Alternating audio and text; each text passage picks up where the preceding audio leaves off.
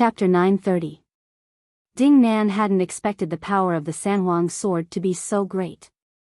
Even Li Yundong's mantra Mahamudra, which had always been invincible, couldn't resist it. If ordinary powerful magical weapons hit Li Yundong's yang spirit, they would probably be bounced off immediately. Even if there was a more powerful magical weapon that could shatter Li Yundong's yang spirit golden body, he could immediately recover. However, the Sanhuang's sword was not an ordinary magical weapon. It was a powerful magical weapon personally refined by the heavenly lord of the primeval beginning. The three human emperors had used this sword to sweep the world and kill demons. In terms of the power of a single sword, the Sanhuang's sword was only inferior to the Xianyuan's sword and above the four immortal swords. If the Sanhuang's sword hit Li Yundong, his golden body would probably be unable to recover immediately. His soul would dissipate and he would die. Although Li Yundong had Zhou Qin and Zi Yuan by his side, how could they resist a powerful magical weapon that even Li Yundong couldn't resist? Even Li Yunyang himself hadn't expected that the Sanhuang's sword would be so powerful in the hands of Zhang Tongtian, the leader of the Qingqing sect. It had actually reached such a level. When the sword fell, its power was brilliant. The world was filled with sharp sword qi, and the mighty aura of the emperor filled the world. For a moment, although most of the cultivators of the various sects in the Middle Sun were operating the magic formation, they were all stunned and gasped when they saw such an earth-shattering sword. Zhou Ping of the Jingyi school had followed Zhang Ling here. When she saw Zhang Tongtian jump out to challenge Li Yunyang, she was quite disdainful in her heart, but at this time, she was shocked. She cried out involuntarily, "This Zhang Tongtian is actually so powerful?" Zhang Ling's face was also full of solemnity. She looked up at the sky and said slowly, "You have to know that he is the leader of the Qingqing sect. Besides, this is the Sanhuang sword. It's the sword used by the three human emperors, Yao Xuanyu." The Xianyuan sword was not called the Xianyuan sword at first. It was the Yellow Emperor Xianyuan who used this sword to fight against Qiyu and won in the end. That was why it was called the Xianyuan sword. The cultivation world also recognized this sword as the best of the divine swords in the world. After the Yellow Emperor Xianyuan, almost every generation of emperors was a great expert in the cultivation world. Some of them were even gods themselves. The earliest Suirenshi, Fushi, and Shenangshi were all powerful gods. Even the descendants of the Yellow Emperor Xianyuan, like Xiaohao and Zhuanxu, were extremely powerful experts. Among them, Zhuanxu had even fought with the water god Gonggang for the throne. He had beaten the water god to the point that he flew into a rage out of humiliation and crashed into Mount Buzhou. From this, one could see how powerful Zhuanxu was. Yao Xuanyu was also such a great master. Among them, the three emperors had inherited and used the treasured sword of Heavenly Lord of Primordial Beginning. Therefore, later generations of cultivators called this sword Sanhuang's sword, ranked after the Xianyuan sword. As the saying goes, those with great reputations do not live up to their name. Moreover, this was an ancient divine sword that had been used by three human emperors and had been passed down for thousands of years. At this time, Ase Xinguang and the other Japanese cultivators looked at the Sanhuang sword in shock. They couldn't help but think, God is so kind to China. Why is it so mean to Japan? In the eyes of the Japanese, God had given almost all the best things to the Chinese and almost all the worst things to the Japanese. Therefore, there were few powerful magical weapons in the Japanese cultivation world. There were many talismans, magic, and the art of summoning ghosts. In short, there were more software skills than hardware skills. Although it was said that when the software skills were practiced to the peak, they might not be worse than the hardware skills. Sometimes, if the hardware was hard enough, the software skills would not be able to match it. Although Zhang Tongtian was a master of thunder retribution in the Chinese cultivation world, he was not as famous as Zhang Tianshi, the sect master of the Jingyi school. In terms of strength, he was not as good as Wang Yuanshan, the head of the Lingang sect.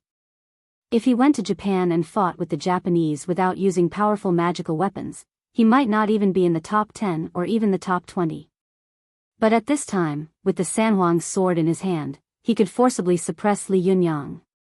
How could this not make people jealous? At this time, it was not only the people in the field who were shocked. Even Zhou Qin and Ding Nan hadn't expected that the power of this sword would be so overwhelming that Li Yunyang couldn't stop it. The two of them were shocked and immediately moved their minds. The ninth heaven Zi Yuan Silk and Chiwa instantly went to meet the Sanhuang sword. Although the ninth heaven Zi Yuan Silk and Chiwa were first-class powerful magical weapons in the cultivation world, compared with the Sanhuang sword, which was as famous as the Xianyuan sword, they were far inferior. Everyone saw that the ninth heaven Zi Yuan Silk had turned into a thick misty net, but after blocking the Sanhuang sword for a while, it was immediately torn to pieces by the amazing sword Qi of the Sanhuang sword, and then chopped down with amazing momentum. After the ninth heaven Zi Yuan Silk was torn to pieces, it immediately turned into countless pieces and gathered together in the distance. Although it had returned to its original appearance, for a moment, it only dared to circle in place, not daring to take half a step closer to the Sanhuang sword. Chiwa was even worse. When it went to meet the Sanhuang sword, it was forced far away by the sharp sword Qi. It couldn't even touch its edge. It was as if a martial arts master had suddenly seen an emperor with his soldiers covering the sky and earth. He was deeply shocked by the majesty and domineering of the emperor. No matter how Zhou Qin commanded him, he didn't dare to move again. The two of them could only watch the Sanhuang sword go straight to Li Yunyang's forehead, but there was nothing they could do. Li Yunyang was also suffering. At this time, he was fighting with the Yang spirit. His Yang spirit had to activate his spiritual power, and his real body was also activating his spiritual power to suppress the mystical silver fox in Su Chan's body. It could be said that his divine power had been split in half. How could he resist the Sanhuang sword in Zhang Tongtian's hand? In Li Yunyang's opinion, the power of this sword was so powerful that even the real body of the mystical silver fox wouldn't dare to block it head-on. She could only choose to retreat. At this time, Li Yunyang, who was in the stone room, looked nervous and serious, and there was even a layer of sweat on his forehead. His fingers were flying faster and faster, and the voice of chanting scriptures in his mouth was also getting faster and faster. It was the end of the most critical, evil breaking spell in the Surangama Sutra. How could he stop? At this time, Su Chan's expression was also constantly changing. Her expression was one of struggle and pain. It was obvious that she was suffering greatly. Ruan Hongling and Lin Miao, who were watching from the side, were extremely nervous. They didn't even dare to breathe heavily. Outside the cave, Zhang Tongtian's Sanhuang sword once again shattered several big handprints made by Li Yunyang's Yang spirit. The sword was less than 3 meters away from the top of Li Yunyang's head, and Li Yunyang's Yang spirit was about to be smashed into pieces. At this time, Ding Nan suddenly appeared in the field. She clasped the Hell Wuzhang enchanting jade in her sleeve with her 5 fingers, pointed at Zhang Tongtian, and shouted sternly, "Zhang Tongtian." In an instant, the horrible resentful spirits in the Hell Wuzhang enchanting jade roared out and rushed toward Zhang Tongtian. When Zheng Yuan used the Hell Wuzhang enchanting jade, he had absorbed the souls of several cultivators, most of whom were Yang spirit masters. After falling into Ding Nan's hands, he had absorbed the soul of a Jinshan master, and the power of this sinister magic treasure had also risen. When Ding Nan used the Hell Wuzhang enchanting jade to deal with the mystical silver fox, it could still pose a great threat to her, let alone deal with Zhang Tongtian. When Zhang Tongtian saw the ghost coming at him aggressively, the cold qi made his hair stand on end. The ferocious face of the ghost was so close that it seemed to be stuck to his face. In the blink of an eye, it was about to devour his soul. After all, Zhang Tongtian was a famous master in the Chinese cultivation world and the leader of the Qingqing sect. He immediately retreated more than 10 meters in an instant. At the same time, with a shake of his wrist, the Sanhuang sword, which had already been chopped down, immediately raised its head like a divine dragon. The sword edge cut through the sky and swept toward the ghost of the Hell Wuzhang enchanting jade. This sweep was really like Xingtian waving Gan Qi. It was so powerful that as soon as the powerful ghost of the ghost was touched by the mighty sword chi, it was like spring snow meeting the scorching sun. In the blink of an eye, it let out an extremely ear-piercing scream and wail, turned into a puff of green smoke, and quickly drilled back into Ding Nan's Hell Wuzhang enchanting jade. Ding Nan's face turned pale with fright. Holding the Hell Wuzhang enchanting jade in her hand, she could even feel the magic treasure trembling in fear. It was the first time she had seen such a domineering magic treasure that could scare the Hell Wuzhang enchanting jade to such an extent. She suddenly entered the scene and helped Li Yundong. It happened so suddenly and so quickly that Zhang Tongtian once again swung his sword toward Li Yundong. It was only 2 seconds later, but in the blink of an eye, Li Yundong had completely completed the last part of the erotic magic breaking spell. After he finished the last Mahamudra, Su Chan's side was already full of glittering Mahamudra runes. Her whole body seemed to be in a huge golden light shield. Su Chan's expression was calm, as if she had fallen asleep. However, her eyelids were trembling slightly, as if she would wake up in the next second. At this time, Li Yundong had finished the spell. His body immediately flashed, and in an instant, he rushed out of the cave and merged with his yang spirit Jinshin. The people outside the cave saw a figure flash in the cave, and it seemed that a residual shadow had entered Li Yundong's body. Just as Li Yundong's yang spirit and body merged into one, the Sanhuang's sword had once again slashed at Li Yundong's head. But at this time, Li Yundong had already recovered his full strength. As soon as he opened his eyes, the bones all over his body crackled. In an instant, 2 huge arms rose from his shoulders. He clapped his hands and forcibly clamped the Sanhuang's sword between his palms. Everyone saw that the 2 arms were blue and black, and the Sanhuang's sword between the 2 palms was struggling violently. Its strength was so great that the surrounding air and mountains were shaking. Li Yundong's 2 palms seemed to be clamping a crazily struggling sun. The center of his palms was burning fiercely, and after a while, bursts of thick white mist were emitted. But Li Yundong did not let go at all. He glared at them, and blue flames burned all over his body. In this flame, the 2 original arms slowly stretched out, and little by little, an immovable wisdom king with vertical pupils and 3 eyes appeared. The immovable wisdom king held the Sanhuang's sword in both hands, and soon 2 more arms grew out of his shoulders. One of his arms was clenched into a fist, and in an instant, a long sword of blue flames appeared in his palm. It was the Vajra wisdom sword, and in the other hand, a Vajra silk rope in the shape of a blue flame belt appeared. As soon as Li Yundong's wisdom king real body appeared, he immediately blocked the Sanhuang sword. He glared at Zhang Tongtian and said, "Leader Zhang, your sword has cleansed the devils and deterred the clowns. It is indeed invincible in the world. But look clearly who I am." Li Yundong shouted and exerted force with the 2 arms holding the Sanhuang sword. The blue veins on his arms twisted like a group of snakes, and he looked extremely shocked. With the other 2 arms, he swung the Vajra silk rope with one hand and smashed it toward Zhang Tongtian's head. The other arm holding the Vajra wisdom sword was raised high and slashed down at the Sanhuang sword. At this moment, everyone on and off the field held their breath. They stared at the collision between the Sanhuang sword and the Vajra wisdom sword with their eyes wide open. This was not only the collision of the 2 great divine weapons of Buddhism and Taoism, but also the collision of the Emperor of the 3 Emperors and the King of the Kings. But was the Sanhuang sword of the Emperor of the 3 Emperors more powerful, or the immovable wisdom king of the Wisdom Kings? Alas, I still can't make it in time for the update. Depressing, this is the update on the 30th. Some readers asked me why I only have 1 update a day recently. Let me explain.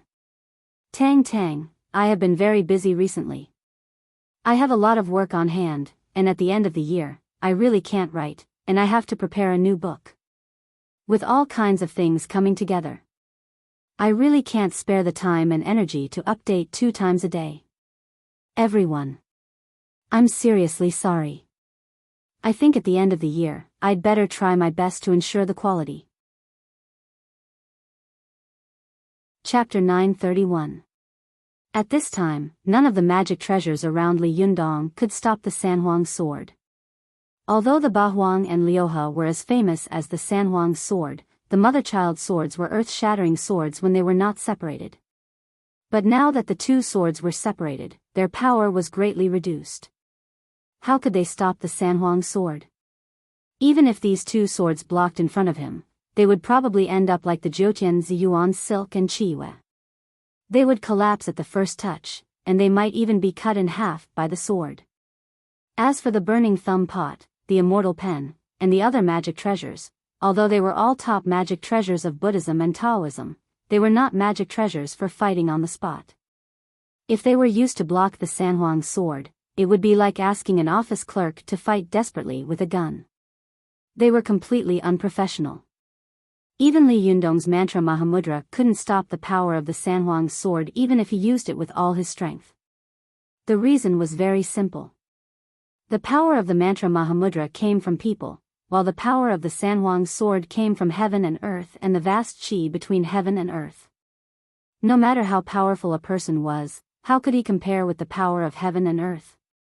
Therefore, in Li Yundong's opinion, the only thing that could compete with the Sanhuang sword was the Vajra wisdom sword condensed by the true God's spiritual power of Wisdom King himself. Everyone saw Li Yundong's Wisdom King's real body raise the blazing blue wisdom sword high and slash down at the Sanhuang sword. Although Zhang Tongtian's Sanhuang sword was clamped, he couldn't get out. Li Yunyang slashed at the body of the Sanhuang sword with the Vajra wisdom sword. The power was so fierce that the surrounding air seemed to be burning, and the space was distorted violently. From afar, one could feel a suffocating, blazing qi coming toward them. Zhang Tongtian's heart tightened. He turned his wrist, and the Sanhuang sword immediately cut the palm of his hand with the sharp blade. This move was fierce and hidden, and it was specially used to deal with bare-handed attacks. After all, the sword between the palms was only slightly more than an inch wide. If the sword spun in the palms, it would really be like a drill drilling into the palms. It would immediately turn the palms into a bloody mess, and even the fingers could be drilled off. Although Li Yundong had the Dharmakaya of a true god, he didn't dare to block the edge of the Sanhuang sword. If he was hit by the sword, his golden body would immediately be broken, and his Zhenfa would be completely exposed. Then, he would die. Before Li Yundong sensed the other party's power, he immediately froze and let go of the sword with both hands. As soon as the three sovereign swords broke free, they immediately swung towards the Vajra wisdom sword. One was the most powerful divine sword that had been passed down from the ancient era until now, while the other was an artifact transformed from the King of Kings, Akila's divine power true method. Even though the former was a tangible object, while the latter was an intangible object, but the two streaked across the sky, forcibly clashing together, the resulting shockwave was tremendous. You almost there, boom. Everyone saw a four-colored halo spread out rapidly, as if an atomic bomb had exploded in midair. A strong shock wave shook Tianlong Mountain, causing sand and stones to fly and the wind to blow. Even the 9 golden pillars of light that soared into the sky were shaken and trembled a few times, and the pillars of light became much weaker. Li Yundong and Zhang Tongtian were instantly engulfed by the light wave. Everyone could only hear a loud rumbling sound coming from it. They could vaguely see a blazing blue long sword and the long sword that was emitting green, yellow, and black divine light colliding again and again. It was ear-splitting and deafening. The cultivators in the 10,000 Buddhas worshipping formation saw that something was wrong. It was as if a terrible cannon had exploded in front of them. Every sound was like a cannonball falling on their heads. Not only did it make their ears ring and their eyes dizzy, but it also made their qi and blood fluctuate and their eyes dizzy. They knew that if they didn't cast spells, they would probably be injured by the shock. Those with lower cultivation levels might even be shocked to death. At that moment, the monks of the Ise Shinguang, the Tiantai sect, and the Pure Land True sect in the Japanese cultivation world took the lead in reciting scriptures loudly. The abbots of Shiyuan Temple, Jinshan Temple, Wutai Mountain, and other places in the Chinese cultivation world also recited Buddhist scriptures loudly, using the powerful power of the magic formation to resist the power of the divine sword and Akela. No one knew how long it had been. They only felt an unprecedented loud noise suddenly ring out in the sky, followed by an ear-piercing buzzing sound in the air. The Sanhuang's sword drew a few circles in the air, and with a clang, it fell to the ground. The body of the sword kept shaking, and the sword tassel danced wildly. Everyone was shocked. What? The Sanhuang's sword had lost? However, although they were surprised, they didn't think it was strange. After all, the magic weapon battle did not only depend on the respective power of the two magic weapons. The power of a magic weapon not only depended on the grade of the magic weapon itself, but also on the strength of the user. The difference in power between a Yang Spirit Master using the Sanhuang's sword and a Thunder Retribution Master using the Sanhuang's sword was like heaven and earth. But if it was used by a master in the 9th heaven realm, the realm would be different. They were afraid that even Li Yundong wouldn't be able to win. Once the cultivation of magic power reached the pinnacle of the realm, all tricks and moves were like fleeting clouds. When the 3 Sovereign Sword and the Vajra Wisdom Sword clashed, there was nothing fancy at all. Both sides did not care about techniques or moves. It was completely a clash of strength against strength, a clash of strength against strength. The stronger one sat high in the clouds, while the weaker one was beaten down to the mortal world. Just like Sun Xinghe's Shintong skills, he had 72 changes. The power of the golden hoop bang in his hand was amazing, and his whole body was made of copper and iron, and he was indestructible. But even so, when he met Buddha, with a flip of his wrist, the overwhelming power immediately beat him to the ground. He couldn't use any Shintong magic power, and all the changes were useless. It was almost there. This was the most typical example of one man's strength defeating 10 men. The Vajra Wisdom Sword in Li Yundong's hand represented the highest power and the strongest divine power of Wisdom King. It had a strong magic power that could burn everything. In terms of grade and strength, the Sanhuang's sword was not inferior to the Vajra Wisdom Sword, but the gap between its master and Li Yundong's strength was too big. Therefore, after a few rounds of competition, it was beaten to the ground by the Vajra Wisdom Sword, making a buzzing sound unwillingly. At this time, everyone looked up into the sky and saw that Li Yundong's 3 eyes were still shining with divine light. He was majestic, holding the Vajra Wisdom Sword in one hand, and the Vajra rope in the other hand trapped Zhang Tongtian's whole body in it, like a cage of blue flames. Zhang Tongtian sat cross-legged in it, pinching his fingers and chanting incantations. He used all his Zhenqi and spiritual power to resist the burning and devouring of the blue hellfire. His expression was painful, and his whole body had already been ignited by the blue hellfire. It seemed that his soul would be burned to ashes in the next second. Seeing this scene, Zhang Huashui's eyes immediately turned red. He roared and rushed toward Li Yundong. Although Zhou Qin and Zi Yuan couldn't resist the divine power of the Sanhuang's sword, it was easy for them to stop Zhang Huashui. In an instant, the two of them appeared in Zhang Huashui's path. Like 2 doors, they blocked his way. Zhang Huashui was hot-tempered. He immediately roared, waved his fists, and rushed toward the 2 of them. But at this moment, Li Yundong opened his eyes. The Vajra rope was like a flaming whip. It swung toward Zhang Huashui and tied him up like a dumpling. Then, it lifted him high and smashed him heavily to the ground. Zhang Huashui fell to the ground and smashed a big hole in the ground. However, he was a Jinshin master. As long as the Jinshin was not broken, the human body furnace would not be damaged. He quickly jumped up again and looked at his body in surprise. It seemed that he could not understand why he was still unscathed after being burned by the blue hellfire all around him. But after all, he was the second in command of the Qinqing sect and a Jinshin master. Soon, he understood that Li Yundong's Shintong cultivation had reached the pinnacle. The blue hellfire, which could burn everything, was also controlled to perfection. He was able to control the flames not to burn his Jinshin, let alone hurt his body. That was why he was unharmed. Otherwise, he would have been destroyed in body and soul just now. Zhang Huashui raised his head in shock, only to see that the flame cage around Zhang Tongtian had disappeared. The leader of the Qingqing sect swayed in mid-air and then fell down. Zhang Huashui immediately rushed forward and hugged Zhang Tongtian, who was falling in mid-air. He cried anxiously, "Senior brother, Leader Shixiang, how are you?" Zhang Tongtian's face was full of pain. His mouth trembled, and he struggled to take a deep breath. He stood up, looked at Li Yundong with a complicated look in his eyes, and said, "Jinrenli, I'm ashamed of my inferiority.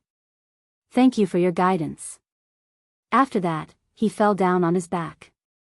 Zhang Huashui let out a sorrowful cry and immediately used his hand to feel Zhang Tongtian's pulse. Upon touching it, he discovered that Zhang Tongtian was only severely overdrawn in true yuan and magic power, and was not in any life-threatening danger. Only then did he relax. Li Yundong had defeated Zhang Tongtian and the Sanhuang sword. At this time, his power was unprecedentedly high. He glared at the 10,000 Buddhas worshipping formation at the foot of the mountain and sneered, "You want to summon the Buddha to deal with me? Wishful thinking." With a loud shout, Li Yundong quickly pinched his fingers and made several Mahamudra toward the sky. In an instant, the whole sky turned into a rolling sea of blue fire, and the 9 golden beams of light were forcibly blocked by this sea of fire. At this time, everyone present saw the 9 golden beams of light go straight into the sea of blue fire, like clay oxen sinking into the sea. It was impossible to break through this layer of fire, let alone tear apart the chasm between the human world and the heaven realm. Li Yundong relied on his powerful spiritual energy of the true God to forcibly block the power of the 10,000 Buddhas worshipping formation in mid-air, which was equivalent to cutting off all the thoughts of everyone. It could even be said that if Li Yundong's killing intent was aroused at this time and the blue hellfire was introduced into the magic formation, it could immediately burn 2/3 of the cultivators here. Only a small number of cultivators could escape. What these cultivators were most afraid of was that their lives were in the hands of others. As the saying went, they were at the mercy of others. This was the most taboo thing for cultivators. But at this time, they really had a sense of despair. They looked at Li Yundong with fear in their eyes, but they didn't know what he was going to do. Li Yundong didn't want to have too many grudges with these cultivators. This could be seen from the fight between him and Zhang Tongtian. He also knew that even if he defeated all the cultivators, if he made too deep a blood feud, even if Su Chan recovered, it would be very difficult for him in the future. Even if he could ascend, so could Su Chan, but what about Zi Yuan? What about Zhou Qin? What about their families? Would they be attacked by the cultivation world together? This was also the reason why the higher the cultivation level of a cultivator was, the more they pretended to be weak and stayed in seclusion all day. Because they were too strong, a little carelessness could lead to a person's death. Even if they were not afraid, they couldn't help thinking about their relatives, friends, disciples, and descendants, so they had to be merciful. Li Yundong used the blue sea of fire to block the spiritual energy of the 10,000 Buddhas worshipping formation, but he soon heard a buzzing explosion behind him.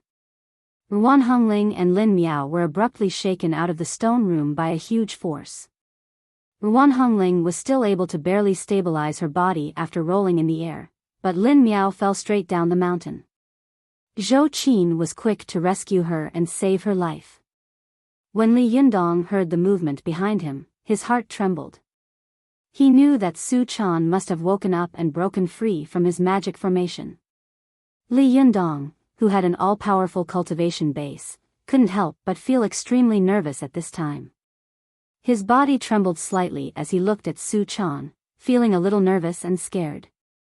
He watched Su Chan slowly walk out of the passage of the stone room, dragging 9 wildly dancing golden fox tails behind her. At this time, Su Chan's face was still delicate, but her eyes were still blood-red. The fox tails behind her were like a waterfall, and she was very beautiful.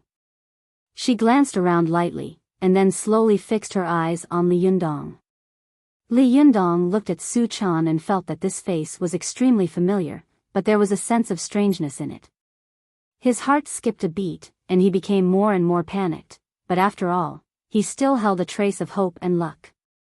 He tentatively said in a trembling voice, "Chonner, is that you?" Su Chan's eyes moved, and suddenly she giggled. Her voice was filled with indescribable sarcasm. "Chonner? Wisdom King, I'm not your Chon. At this time, Li Yundong's heart suddenly fell to the bottom of the valley. His whole body was cold to the bone, and his whole body shook in the air. His chest seemed to have been punched heavily by someone. He hissed in shock and anger, "This is impossible." The yin-colored demon-breaking spell of the Surangama Sutra is specialized in destroying all evil spirits in the world. It's impossible for you to succeed. There was no doubt that at this time, Su Chan's body had been occupied by the mystical silver fox. The mystical silver fox laughed proudly. Her laughter was sharp, ear-piercing, and extremely arrogant. She stood in the air without any defense, as if she regarded the immovable Wisdom King and the heroes of the world as nothing. After laughing wildly for a while, the mystical silver fox suddenly stopped laughing. Her face was as cold as water, and she said in a cold voice, "Wisdom King, let me ask you, am I a devil?" In addition, there are a few twists and turns. After all, there is no high point without a low point. The final outcome is good. Rest in peace, everyone. Chapter 932. The mystical silver fox's words immediately stopped Li Jiandong. Li Yundong's mind was buzzing with these words, "Am I a demon?" Li Yundong had read a lot of history books and classics in the spirit space of the Burning Thumb Pot, so he naturally knew the true origin of the Fox Zen sect. Nine-tailed foxes weren't actually monsters. On the contrary, almost all of them were divine creatures. Back in the ancient times, they were divine beasts that were deeply revered by the people of that time. Among them, the nine-tailed white fox Tushan married Yu the Great, who had conquered the flood. Yu the Great even gave birth to the first emperor of China's slave society, Xia Qi. Before the Zhou dynasty, the nine-tailed fox clan had always been one of the god clans with extremely high divinity and status. However, because Su Daji was involved in the Great War of Investiture of the Gods, the nine-tailed fox clan was erased from the heaven realm by Patriarch Hongjun and was reduced to a demon. From then on, they could no longer enter the heaven realm and could only survive in the human world. But even so, even though the nine-tailed fox clan had been repeatedly belittled and discredited by the people of Zhou, this did not change the people's worship and faith towards the nine-tailed fox clan. Even during the Qin, Han, the Three Kingdoms, and even during the Wei, Jin, and Northern and Southern dynasties, the nine-tailed fox was still a sacred symbol. During the Han dynasty, stone carvings of the nine-tailed fox, white rabbits, toads, three-legged crows, and other mythical beasts were often carved in front of the throne of the Queen Mother of the West to show her good fortune. During the Wei, Jin, and Northern and Southern dynasties, it was recorded in the Annals of Wei, 18th Lingzheng, 8 times, Southern Qingzhou presents the second white fox, 3rd year, June, Pingyang County presents the white fox, 8th year, Guang Prefecture presents the nine-tailed fox, 4th year, May, Pingyang County presents the white fox, 4th year, April, Shaojing Kingdom presents the white fox, 7th year, Guang Prefecture presents the nine-tailed fox. From this, it could be seen that the appearance of the nine-tailed fox was an auspicious sign. Although the Zhou dynasty's Lu Shang and King Wu had worked tirelessly to discredit the nine-tailed fox, they were unable to change the deep-rooted belief and worship in the hearts of the people towards the nine-tailed fox. This situation lasted until the Tang dynasty, until the appearance of the mystical silver fox completely changed the world's impression of the nine-tailed fox. In order to fulfill the last wish of Su Daji's ancestors, the rock ancestor had gathered the power of the nine-tailed fox clan and established the Fox Zen sect. Subsequently, the nine-tailed fox clan became unprecedentedly united, seriously infringing on the interests of other cultivation sections. When the mystical silver fox appeared, all the major cultivation sects trembled in fear under the terrifying phantom of the mystical silver fox. Even the gods in the heaven realm could not sit still. The immovable Wisdom King descended to the world in an attempt to kill the mystical silver fox. After that, the mystical silver fox was defeated by the cultivators of the Chinese cultivation world. She fled to the east alone, leaving the Fox Zen sect without a group of foxes. She completely fell into the era of being surrounded and chased by the Chinese cultivation world. The appearance of the mystical silver fox sounded the alarm bell in the Chinese cultivation world. Therefore, from then on, the disciples of Buddhism, Taoism, and Confucianism in the Chinese cultivation world began to devote themselves to a huge and long-term project, to discredit the nine-tailed celestial fox until they could never turn over. After the 5 dynasties and 10 kingdoms period, in the Northern Song dynasty, the image of the nine-tailed celestial fox had completely declined. Among them, Tian Kuang's Confucian public discussion said that Chen Pengmian was cunning and good at seducing the emperor during the time of Emperor Zhenzong of Song. Therefore, people at that time regarded him as a seductive person like the nine-tailed fox. It could be seen that no one in the nine-tailed fox clan regarded them as the god clan and the Zhenxiang divine beast. When the investiture of the gods appeared in the middle of the Ming dynasty, the nine-tailed fox clan was completely unable to rise again. They were deeply branded as foxes. All the women in the world who seduced men were equated with foxes, and were equated with lowly prostitutes. However, the world called foxes demons, but it did not mean that the nine-tailed fox clan was indeed demons and monsters. The sacred bloodline of the nine-tailed fox clan passed down from the Tushan clan would not be diluted because of the passage of time, the transmission of the race, and the abuse of the world. The god clan would always be the god clan, and the divine beast would always be the divine beast. Even if everyone in the world disdained and scolded them for 100 or 1,000 years, it could not change an objective fact: the nine-tailed fox had been the Zhenxiang divine beast of China since ancient times, and it had extremely powerful divine power. Therefore, although the evil-breaking spell, in the Surangama Sutra, was powerful and could be said to be able to break 50 kinds of demons, the mystical silver fox was the bloodline of the god clan, an ancient divine beast clan. How could she really be a demon? How could Li Yundong's spell have any effect on her? The words of the mystical silver fox made Li Yundong fall to the bottom of the valley. He knew that it was impossible for him to drive the mystical silver fox out of Su Chan's body with his own strength. His power was specially used to restrain demons and ghosts, but at this time, the mystical silver fox's 3 souls and 7 spirits had already gathered together. Her godhead was extremely high, and her divine power was even more amazing. She was not inferior to him at all. How could he drive the soul of the mystical silver fox out of Su Chan's body? At this time, the mystical silver fox was occupying Su Chan's body. Li Yundong fought with her, but he was afraid of hurting her. His strength was too great. If he hurt or even broke Su Chan's body, what should he do? But his strength was too small, and it was impossible for him to defeat the mystical silver fox. Moreover, at this time, the mystical silver fox had already obtained the most perfect true body of the heavenly fox. Her strength was so great that it could shake heaven and earth. If Li Yundong didn't use all his energy to deal with her, he would most likely be knocked down by the mystical silver fox without any suspense. When the mystical silver fox saw that Li Yundong was staring at her blankly, his eyes were empty, and his whole spirit was in a trance, she knew that Li Yundong's spirit was on the verge of collapse. He couldn't accept the fact that Su Chan's body had been occupied by him and her soul had been devoured. The mystical silver fox was very happy.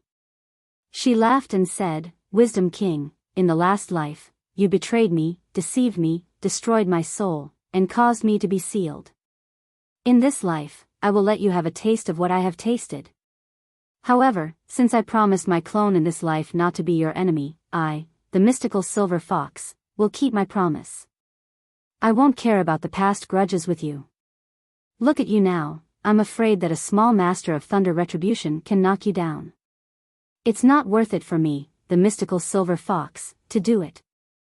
As the mystical silver fox spoke, her eyes swept over the cultivators of various sects at the foot of the mountain. She couldn't help sneering and saying, "The 10,000 Buddhas greeting formation? How bold and generous. I never saw such a magic formation before. I didn't expect to see it today. The blazing blood-red eyes of the mystical silver fox suddenly ignited with raging flames, like two burning fireballs. Her voice was ferocious, and she said with a murderous look, "Since so many people are here, it saves me the trouble of looking for you one by one. None of you can leave today." At this time, when the cultivators of various sects saw the appearance of the mystical silver fox, they were all shocked, especially the cultivators of various sects in Japan. One by one, they looked at the sky in despair and fear. In the battle with Su Yi, when the mystical silver fox was not in a perfect body, she had almost wiped them out. At this time, the mystical silver fox had completely recovered her divine power, and the only one who could compete with her, the immovable Wisdom King, was stunned like a clay puppet at this time. What was more frightening was that no one could tell whether he was an enemy or a friend. If he joined forces with the mystical silver fox, I'm afraid. When everyone thought of this, they shivered and their bodies trembled. They knew that if this happened, it would be the end of the world. It was really the saying that, if the silver fox was reborn, the world would be in chaos. But at this time, Li Yundong's spirit was greatly injured and hit, and the previous Wisdom King's Fazhen also disappeared. The light pillars in the sky that blocked the 9 rays of golden divine light were no longer blocked, and once again soared into the sky. A cultivator who reacted quickly immediately said loudly, "Everyone, whether we cultivators live or die today is right in front of us." After that, he recited the incantation scriptures loudly. For a moment, everyone was united, and the 10,000 Buddhas worshipping formation began to rumble, with amazing momentum. Seeing this, the mystical silver fox laughed angrily and said, "Struggle before death." Her figure flashed and immediately rushed toward these cultivators. In the magic formation, a few lightning retribution masters immediately came up to stop the mystical silver fox, desperately trying to buy time for the operation of the magic formation. Before the mystical silver fox's spiritual power reached its peak, she had already defeated them. What's more, she was now in the perfect real body of the heavenly fox. Even if Wang Yuanshan came, he would probably be defeated in a few rounds. For a moment, the mystical silver fox rushed into the arena. The 9 golden fox tails first shrank, and then suddenly exploded. The fox silk stabbed at them like an explosion. In just one encounter, these lightning retribution masters were all pierced through, and then they were pulled into pieces by the golden fox silk. Their bodies and souls were destroyed. When everyone saw this scene, they couldn't help but feel a burst of horror and despair. Another group of them rose into the air and went to meet the mystical silver fox tragically. At this time, the cultivators of the various sects in the Middle Sun saw that these lightning retribution masters were still suppressed by the mystical silver fox and had no room to fight back. The only one who could compete with the mystical silver fox, the reincarnated Wisdom King, was standing aside in a daze, motionless. Some of them still held hope, such as Ise Chuyun, and shouted, "Your Highness, do you want to watch the cultivation world perish?" Ise Chuyun's voice was crisp and clear, and it reached Li Yundong's ears. Li Yundong's body shook violently, and his eyes gradually focused. He watched helplessly as the mystical silver fox killed everyone on the field. The blood mist in the air was so thick that it was difficult to dissipate, and the air was full of the pungent smell of blood. He murmured in a low voice, "It shouldn't be like this, it shouldn't be like this. It can't be like this." Ise Chuyun took the lead in shouting, and the other cultivators also shouted at Li Yundong, "Your Highness, hurry up and subdue the demons." Li Yundong's body shook again. He looked down at his hands. He knew that his hands had earth-shattering power. If there was anyone on the field who could compete with the mystical silver fox, it must be him. But if he really made a move, together with the cultivators of the cultivation world in the Middle Sun, the mystical silver fox would definitely not be his match. She would definitely be defeated or even killed. But if the mystical silver fox dies? Su Chan, what about the girl? Little girl said that she wanted to live happily with me for the rest of her life. She said not to leave me. Li Yundong felt that his whole body was about to be torn in half. The heaven and man were fighting in his mind, and he was in extreme pain. However, when Li Yundong hesitated, there were also some cultivators who had bad intentions towards Li Yundong. At this time, they were even more desperate. For example, Wan Zhenyuan, they shouted, Li Yundong has been bewitched by this demon girl. He has always been on the same side as this demon girl. We have all been deceived. At this time, there was a stir in the crowd. The mystical silver fox laughed out loud. Her laughter was full of mockery and sarcasm. The wise king listened to it. Listen to it. This is a human being. This is a shameless human being who can turn the world upside down in the mortal world. In my opinion, the wise king, why don't we kill all these people together and then kill our way to the ninth heaven together? We can kill to our heart's content. If the two of us join forces, we will definitely sweep the world. Even in the ninth heaven, no one can stop us. From now on, the two of us will share the world equally. You can have whatever you want. You can have whatever women you like. What do you think? Li Yundong's body shook, and he couldn't help but look at the mystical silver fox. At this time, Zhou Qin and Zi Yuan were shocked and exclaimed at the same time, no. The day after tomorrow, I will go to the capital on business. I will try my best to ensure that I keep updating it. In addition, there are readers who wait until midnight. I apologize again. I didn't make it clear. If nothing happens to this book, it will probably be updated every day until the end of the book, because there are too many things to do, and I have to prepare a new book, so I can't hurry up. I'm sorry, a reader asked me what the name of the new book is. It's not that I don't want to say it, but that after I say it, I'm afraid that someone will maliciously register the name of the book. Then I will drink a cup. Chapter 933. The words of the mystical silver fox not only shocked Li Yundong, but also shocked Zhou Qin and Zi Yuan. The cultivators of Zhongyang were even more shocked. They knew that if Li Yundong was really like what the mystical silver fox had said, it would definitely be an unprecedented catastrophe in the world. Unless the Buddha came in person, no one in the world could stop the two of them. Therefore, for a moment, the cultivators of all sects were shocked and angry. They looked at Li Yundong in despair. At this time, everyone looked at Li Yundong in unison. For a moment, the scene was so quiet that one could hear a pin drop, as if they were waiting for a judgment of fate. At this time, Li Yundong looked at Zhou Qin and Zi Yuan beside him. His eyes were painful and complicated. He saw that the two confidants were looking at him in horror and fear, as if they were afraid that he would fall into the evil path in the next second and never recover. Li Yundong took a deep look at them, then withdrew his gaze and looked at the mystical silver fox. He said slowly, "Mystical silver fox, I won't let you destroy all the beautiful things around me. I don't care what you want to do, but if you involve the people around me, you have to step on my dead body." At this time, when the cultivators of the Zhongyang cultivation world heard this, they were immediately overjoyed and relieved. Many people breathed a sigh of relief, as if their souls had returned to their bodies. However, the mystical silver fox was furious and shouted, "Wisdom King, you are really shameless. Do you really think I'm afraid of you?" Li Yundong said with a sullen face, "Mystical silver fox, why don't we have a one-on-one fight? If you win, you give Su Chan's body and soul back to me. If you lose, I'll let you do whatever you want to me. What do you think?" The mystical silver fox laughed angrily and said, "Wisdom King, are you daydreaming?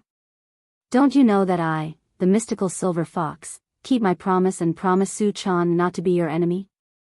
Aren't you afraid that even if you win, in the end, your precious lover's body will be smashed into pieces?" Li Yundong's face changed. He gritted his teeth and his whole body trembled involuntarily. The mystical silver fox's words hit his soft ribs. He gritted his teeth and said, "Mystical silver fox, what do you want?" The mystical silver fox sneered and said, "What do I want? I want to kill all these hypocritical cultivators, and then kill my way up to the 9 heavens." I want to kill all these hypocritical gods who are full of moral lies.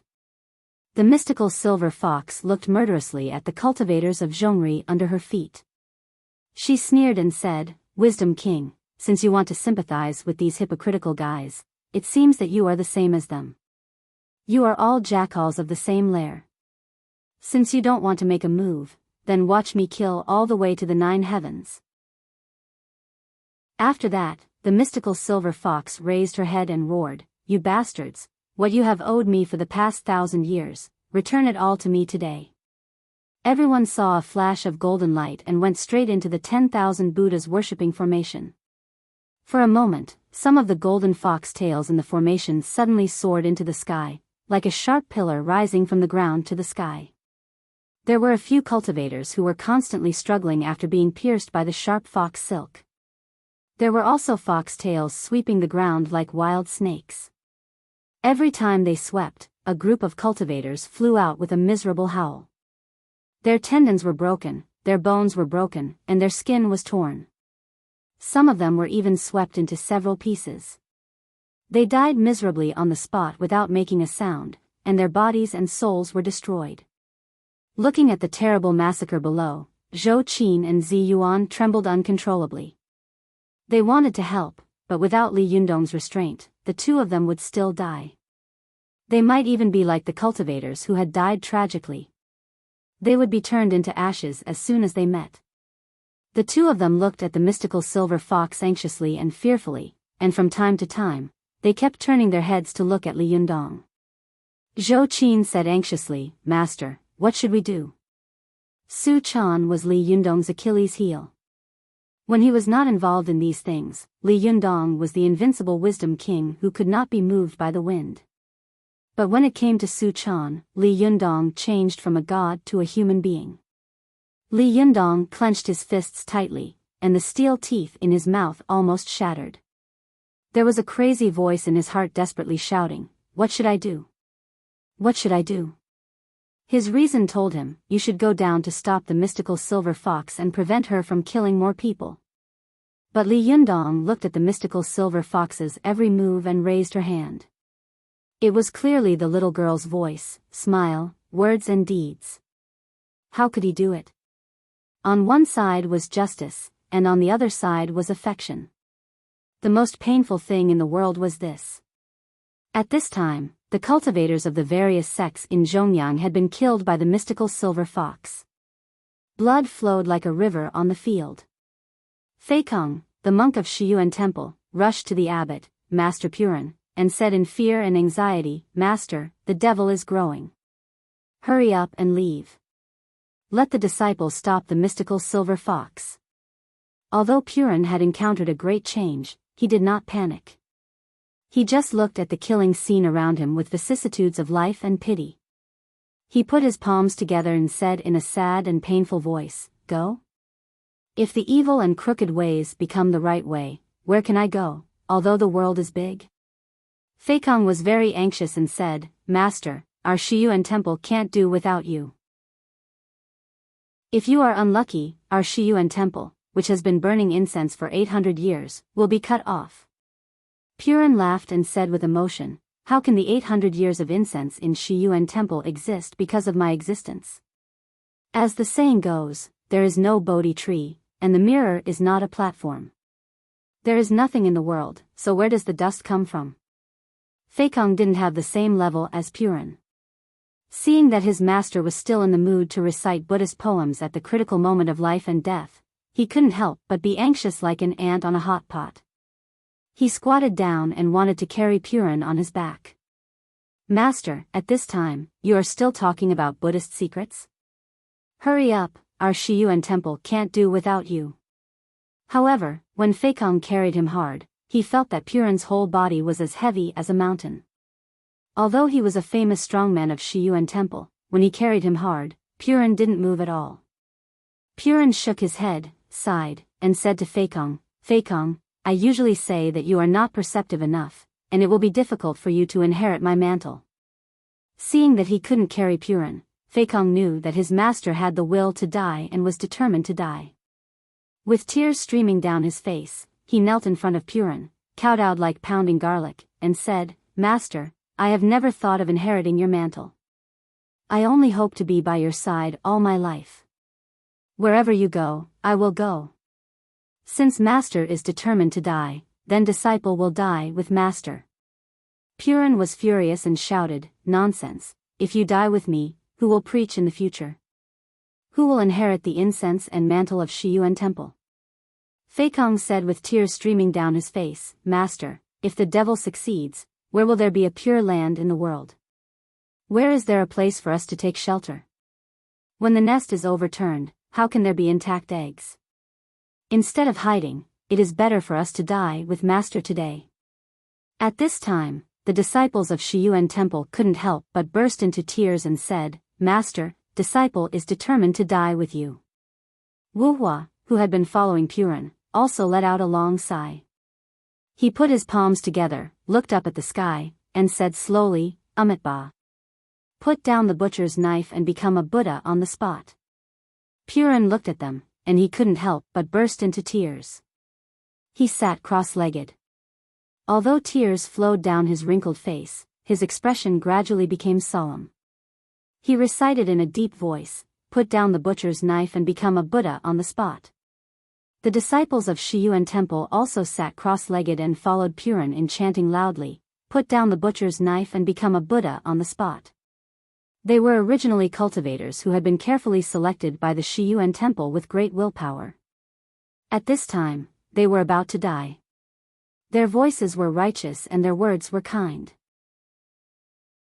Although they were in the Shuraba, where the murderous spirit was soaring and blood was flowing all over the ground, they revealed a dignified, solemn, and fearless aura of Buddha. Their fearless spirit influenced the cultivators of various sects around them. The cultivators of various sects, who were still afraid and resisting, were now very calm. One by one, they sat down cross-legged and chanted in unison, "Put down the butcher's knife and become a Buddha on the spot." The cultivators of the Japanese cultivation world were also infected by this tragic and unusual atmosphere. Everyone burst into tears and looked excited. They all sat down cross-legged and chanted, "Put down the butcher's knife and become a Buddha on the spot." For a time, the cultivators of all sects on the field recited the same sentence in unison. Their voices shook the sky and resounded throughout the world. When the mystical silver fox heard the majestic chanting full of Buddhist power, she couldn't help laughing angrily and said, "Put down the butcher's knife? You guys know that you raised the butcher's knife first. As the saying goes, good will be rewarded, evil will be punished. It's not that the time hasn't come yet. It's only right and proper to pay back the debt from 1,000 years ago. You want to become a Buddha on the spot? Well, I'll fulfill your wish." The mystical silver fox's figure was like a gust of wind and lightning. She madly rushed toward Purin, where the chanting was the loudest. Wherever she passed, the nine-tailed golden fox was like a meat grinder, twisting the cultivators around her into countless pieces. The place she passed was like an alley dug out by blood. The ground was covered with broken limbs and internal organs. It was ferocious and terrifying. The aura around her body was boiling like a raging flame. Although there was a rain of blood around her, her body was still spotless. Her beautiful and delicate face was full of murderous intent. She raised her white hands high and chopped at Purin's head. Purin fixed his eyes on the mystical silver fox and recited the last sentence in his mouth, "Put down the butcher's knife and become a Buddha on the spot." At this time, the mystical silver fox chopped down with her palm. The saber in her palm forced Purin's whole body to explode and turn into a cloud of blood mist. In an instant, the cultivators of all sects were speechless when they saw Purin's miserable state. Only the mystical silver fox was left standing there and laughing wildly. "Bald donkey, have you become a Buddha?" For a moment, everyone was extremely sad and indignant. They shouted in unison again, "Put down the butcher's knife and become a Buddha. Put down the butcher's knife and become a Buddha." His voice was as fierce as any TG. However, the mystical silver fox didn't seem to hear it. She was still laughing wildly. Her voice was sharp and high-pitched. Even in the angry chanting, it could still be heard clearly, a bunch of idiots. Become a Buddha for me. As soon as the mystical silver fox finished speaking, there was a loud bang in the sky. Then, a golden light shone down in the direction of the mystical silver fox, as if the light of Buddha had descended to the world. At the same time, there was a majestic and distant chanting in the air, Wang Mani Padme Hum. This Buddhist chant immediately attracted everyone's attention. Everyone looked up and saw a crack slowly opening up in the thick clouds in the sky. This crack was overflowing with golden light. The Buddhist chant in the air seemed to be coming from the other side of the western heaven. It was ancient and long, sacred and solemn, causing people to feel a sense of reverence and awe when they heard it. They wanted nothing more than to prostrate themselves before it. In this golden light, a figure slowly appeared. This person was sitting on the lotus platform, dressed in white, holding a clean bottle in one hand and a willow in the other. He was surrounded by colorful divine light and looked majestic. It was mighty man Avalokitesvara. Everyone was stunned at first, and then they were ecstatic. Avalokitesvara Bodhisattva. Avalokitesvara Bodhisattva has appeared. But before they could cheer loudly, another figure appeared in the sky. This person was sitting on the stone platform, wearing a red cassock and a golden crown. He held a cane in one hand and an alms bowl in the other. It was Ksitigarbha Bodhisattva. When the mystical silver fox saw Guanyin Bodhisattva appear, she first showed a sarcastic expression. But when Ksitigarbha Bodhisattva appeared, she couldn't help but be stunned. Then she saw Manjushri Bodhisattva and Samantabhadra Bodhisattva appear one by one. Then, a golden Buddha loomed in the clouds. This great Buddha had a dignified appearance, with 99 sariras on top of his head. His body was surrounded by 9-colored divine radiance, and beneath him was a 9-colored 9-layered lotus throne. Every layer of the lotus throne was constantly wrapping and blossoming, forming crystal-clear lotus pods. Then, the lotus pods would wither, and the white lotus seeds would scatter down. Then, these lotus seeds would quickly grow, forming young flower buds, and the cycle would repeat endlessly. When the mystical silver fox saw the Buddha at a glance, the contempt on her face disappeared in an instant. Instead, it was replaced by an extremely serious look. She clenched her fists and said slowly in a low voice, "Tathagata Buddha." As soon as she finished speaking, Tathagata Buddha had completely appeared in the clouds. At this time, other gods appeared densely in the clouds. They were obviously 500 arhats and 3,000 vajras. Chapter 934. The appearance of the Tathagata Buddha had completely reversed the situation on the field. Almost all the people in the cultivation world couldn't believe their eyes. Even they didn't know whether it was the 10,000 Buddhas worshipping formation that had appeared, or whether it was Master Puran of the Shiyuan temple who had sacrificed his life for righteousness. His fearless spirit had moved the Buddha and made the Buddha appear. None of them knew, and no one had thought about it at this time. At this time, the cultivation world of the Middle Sun was shocked by the scene in front of them. Everyone looked up at the sky with their mouths agape. Even the mystical silver fox widened her eyes and stared at the gods and Buddhas in the sky vigilantly. She said word by word between her teeth, "Buddha. You finally couldn't help showing up." The figure of the mystical silver fox slowly rose from the mountain of corpses and the sea of blood.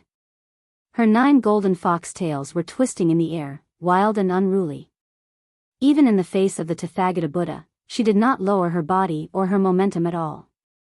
The mystical silver fox looked at the figures of the gods and Buddhas one by one. When she saw Manjushri Bodhisattva, she couldn't help laughing and said, well, it's just the right time to settle all the accounts together. Do you think I'm afraid of you just because you have so many people? The mystical silver fox raised her head and laughed wildly. I, the mystical silver fox, have always fought against many people alone. When have I ever been afraid? As soon as she finished speaking, another golden light fell from the sky, splitting a gap on one side of the sky. In this gap, the golden light flowed down like running water. Every time it flowed down a layer, it formed a golden staircase. Every time a staircase appeared, there were gods with jade brilliance all over their bodies. The mystical silver fox saw that the first god who appeared was riding a green ox. He had white hair and a ruddy face. He was dressed in a yin-yang Taoist robe and a high-crowned Taoist hat. He was holding a cattail leaf fan in one hand and a gourd in the other. He was Taishang Lao Jun, one of the 3 pure ones. Following that, 2 other people appeared on the stairs. One of them was riding on a hornless horse with only 1 leg. Its roar was like thunder and its body was shimmering brightly. It was the Kuei Nyo. This person wore a red Taoist robe and there were 3 red halos behind him. 3 divine swords surrounded him. He held the primordial dipper in one hand and the golden dragon scissors in the other.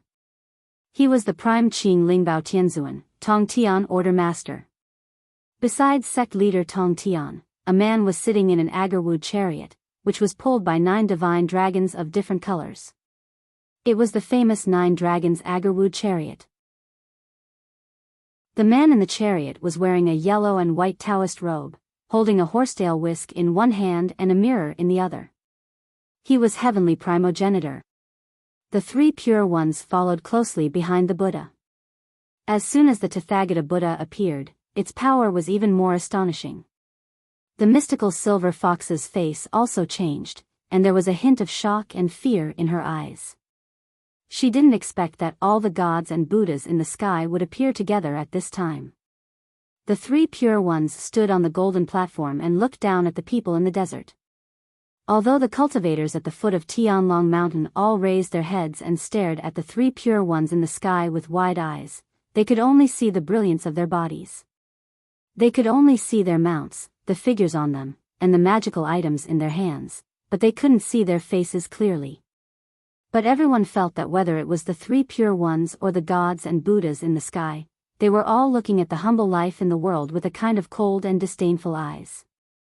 Although they were all cultivators with incomparable power, at this moment, they felt that they were so humble, so insignificant. No matter how strong the mystical silver fox was, she could not face the gods and Buddhas and the 3 pure ones. She, who had always been fearless, finally showed a trace of unwillingness in her eyes. Her voice gradually became gloomy. The 3 pure ones are also here? Well, it's getting more and more lively.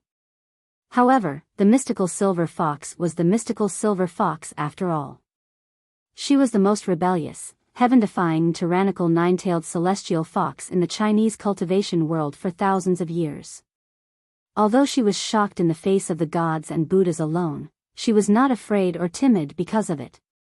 On the contrary, the mystical silver fox shouted and took the initiative to launch a fierce attack on the gods and Buddhas in the sky. Everyone saw that the 9 fox tails behind the mystical silver fox rose into the sky like 9 wild dragons. With a sudden shake, countless fox silks fell toward the gods and Buddhas in the sky like a rain of steel needles. As soon as the countless fox silks were spat out, they immediately turned into countless 9-tailed celestial foxes. Each of them was ferocious and rushed toward the gods and Buddhas in the sky. This was the great magical power of the 8 great freedom of Buddhism, which could be incarnated into thousands of people. The cultivators of all sects on Tianlong Mountain were stunned. They saw that the mystical silver fox dared to take the initiative to attack in the face of the gods and Buddhas in the sky. They were really shocked by the strength of this big devil. If it weren't for the deep hatred between the 2 sides, someone would have worshipped the mystical silver fox on the spot. Although there were many gods and Buddhas in the sky, not all of them could fight. Each of them was very powerful. For example, Manjushri Bodhisattva was famous for not being able to fight. He was a civil servant among the bodhisattvas. For example, Samantabhadra Bodhisattva was also famous for his wisdom. He won with the wisdom of the Buddhist Dharma instead of fighting. Suddenly, they were a little flustered in the face of the fierce counterattack of the mystical silver fox. Not only them, but also the 500 arhats and 3,000 vajras had different cultivations. Some of them were able to deal with the attacks of the mystical silver fox with ease, while others were even beaten by the avatars of the mystical silver fox. Only the Buddha, who was sitting on the lotus throne, and the great ancestors of the three pure ones, who were riding divine beasts and standing on the golden steps, released the divine light around them and immediately shattered the avatars of the mystical silver fox. They were not harmed at all. The Buddha, who was sitting on the lotus throne, saw that his disciple had been caught off guard by the mystical silver fox. The scene was chaotic. He didn't say a word. He just lowered his head, turned his wrist, opened his 5 fingers, and slapped down on the mystical silver fox. At that time, the traveling monk's son had made a mess in the heavenly palace and made all the gods and Buddhas flee in all directions. Only the Tathagata Buddha had slapped the lawless and powerful traveling monk's son to the foot of the 5 Elements mountain for 500 years. Now the Buddha slapped down again. Everyone saw a huge golden palm in the sky falling toward the mystical silver fox. This golden palm was so thick and heavy that it was like a huge palm of a real person. The flesh and blood seemed to be clearly visible, and the palm lines in the palm could be clearly counted. This palm almost emptied all the air between heaven and earth, so that the mystical silver fox could hardly breathe and couldn't even open her eyes.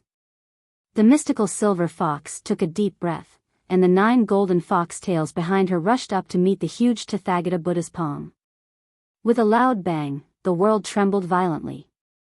Everyone saw the 9 golden fox tails colliding with the Tathagata Buddha's palm. At first, the 9 fox tails could still stand straight against the Tathagata Buddha's palm, but soon the huge Buddha's palm pressed down bit by bit, only making the 9 fox tails bend and curl up bit by bit. The mystical silver fox couldn't help but tremble slightly. She saw that her invincible 9 golden fox tails were being pressed down on her head by the huge Tathagata Buddha's palm. She knew that as long as the Buddha's palm hit her head, she would immediately turn into a pile of meat paste. The Buddha would never give her a chance to wake up like he did to the traveling monk Sunday. At this moment, the mystical silver fox let out a loud shout, and the blood and qi in her body surged to the extreme. All the strength in her body burst out in an instant, and the 9 fox tails pierced through the huge Tathagata Buddha's palm like an unsheathed sword. Then she turned around, and the 9 fox tails seemed to shatter the Buddha's palm into countless pieces in an instant. Everyone saw that the mystical silver fox seemed to be in danger of being crushed by the Tathagata Buddha's palm in the last second, but the next second, the mystical silver fox tore the Buddha's palm into pieces like a piece of paper. The speed of the situation's reversal was really stunning. However, the mystical silver fox also knew that she was suffering. Her body trembled slightly, and her hands and feet were out of control because of the rapid consumption of jinqi. She knew that she was already a little exhausted after this. If it had been a cultivator from another sect, he would have been shocked by the divine power of the mystical silver fox at this time. Not to mention attacking her, he was afraid that if he dared to look at her directly, he would already be extremely bold. But after all, the opponent the mystical silver fox was facing at this time was not a mortal, but the Buddha, the 3 pure ones. At the moment when the mystical silver fox showed her fatigue, the gods and Buddhas in the sky and the great ancestors of the 3 pure ones attacked at the same time. Countless magic treasures and magic arts in the sky rushed towards the mystical silver fox like stormy waves. For a moment, there was almost no figure or cloud in the sky. It was densely packed with all kinds of magic treasures and magic arts. The mystical silver fox was instantly engulfed by all kinds of brilliance. Then there was a loud bang in the sky, as if the end of the world was coming. Li Jiandong looked at the sky in a daze. He was a true god's Dharmakaya. Others could not see the situation in the huge explosion, but he could see clearly that the 9 golden tails of the mystical silver fox were tightly wrapped around her, like a huge ball. When she was in Suyi, the mystical silver fox had faced the fierce attacks of all kinds of magic treasures in the cultivation world of the Middle Sun.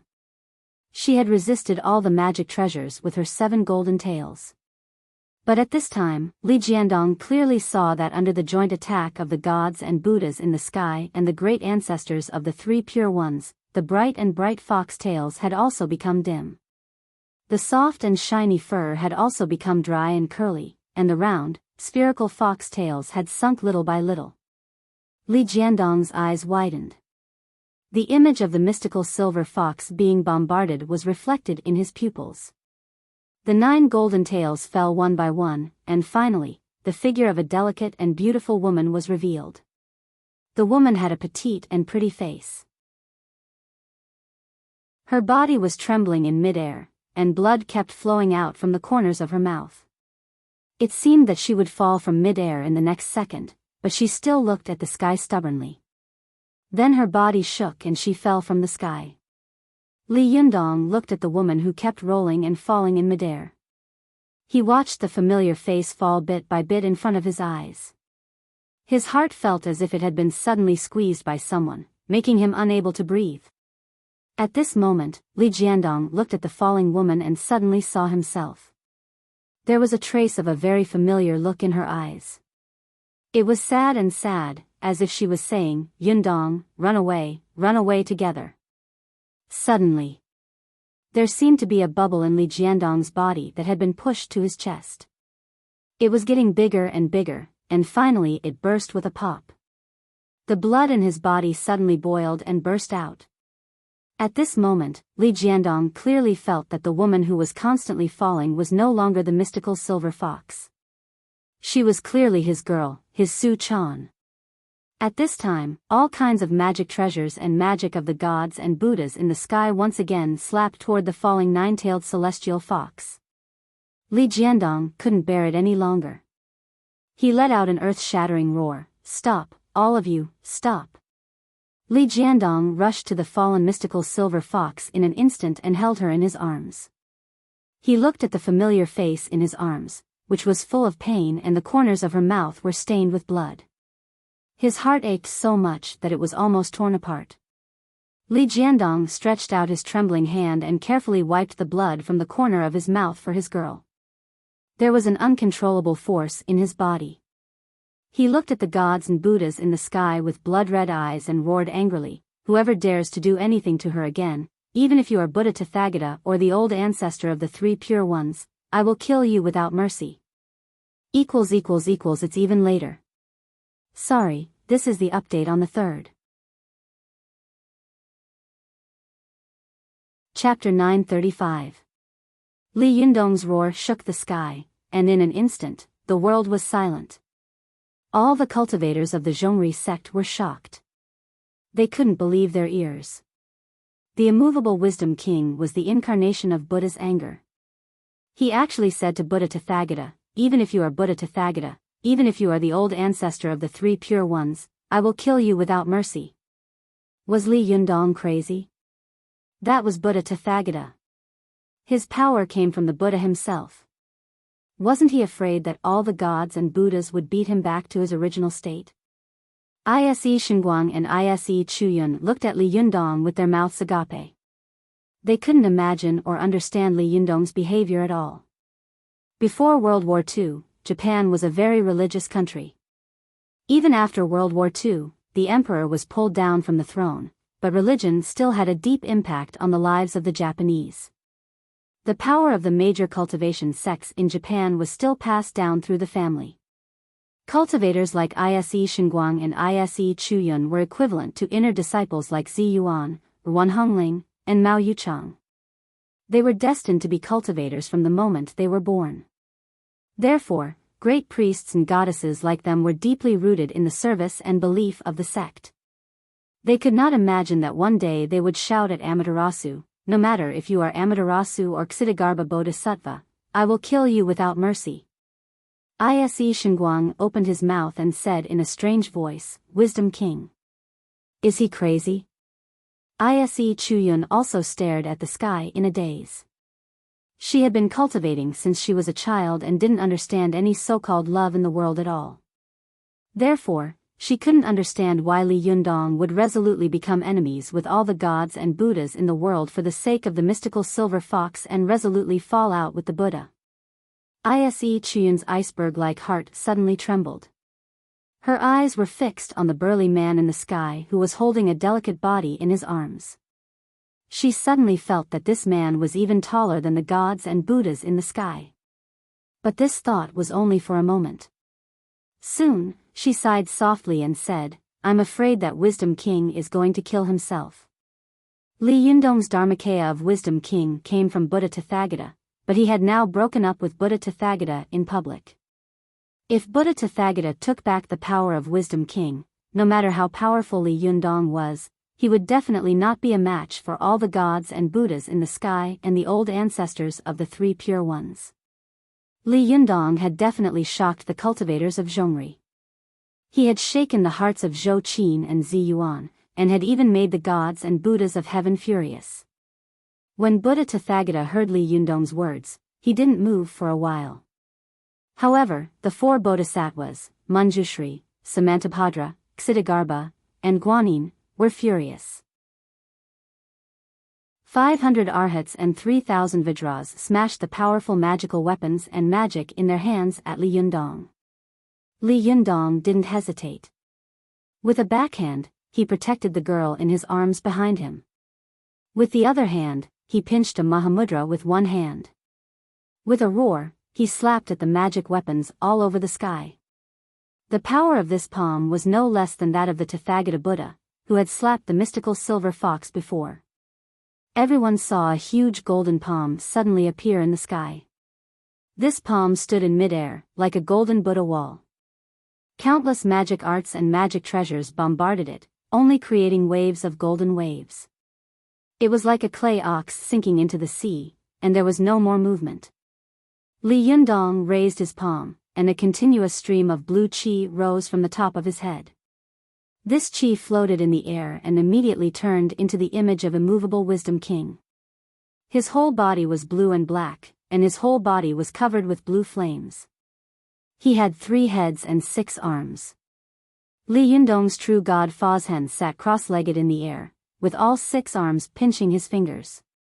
His left and right eyes were closed, and he was reciting Buddhist scriptures.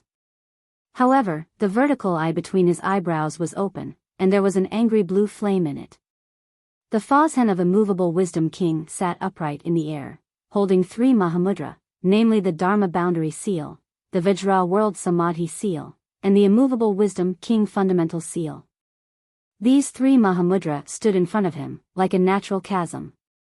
No matter how fiercely the powerful magical weapons and magic skills of the gods and Buddhas attacked, they could not break through the barrier at all.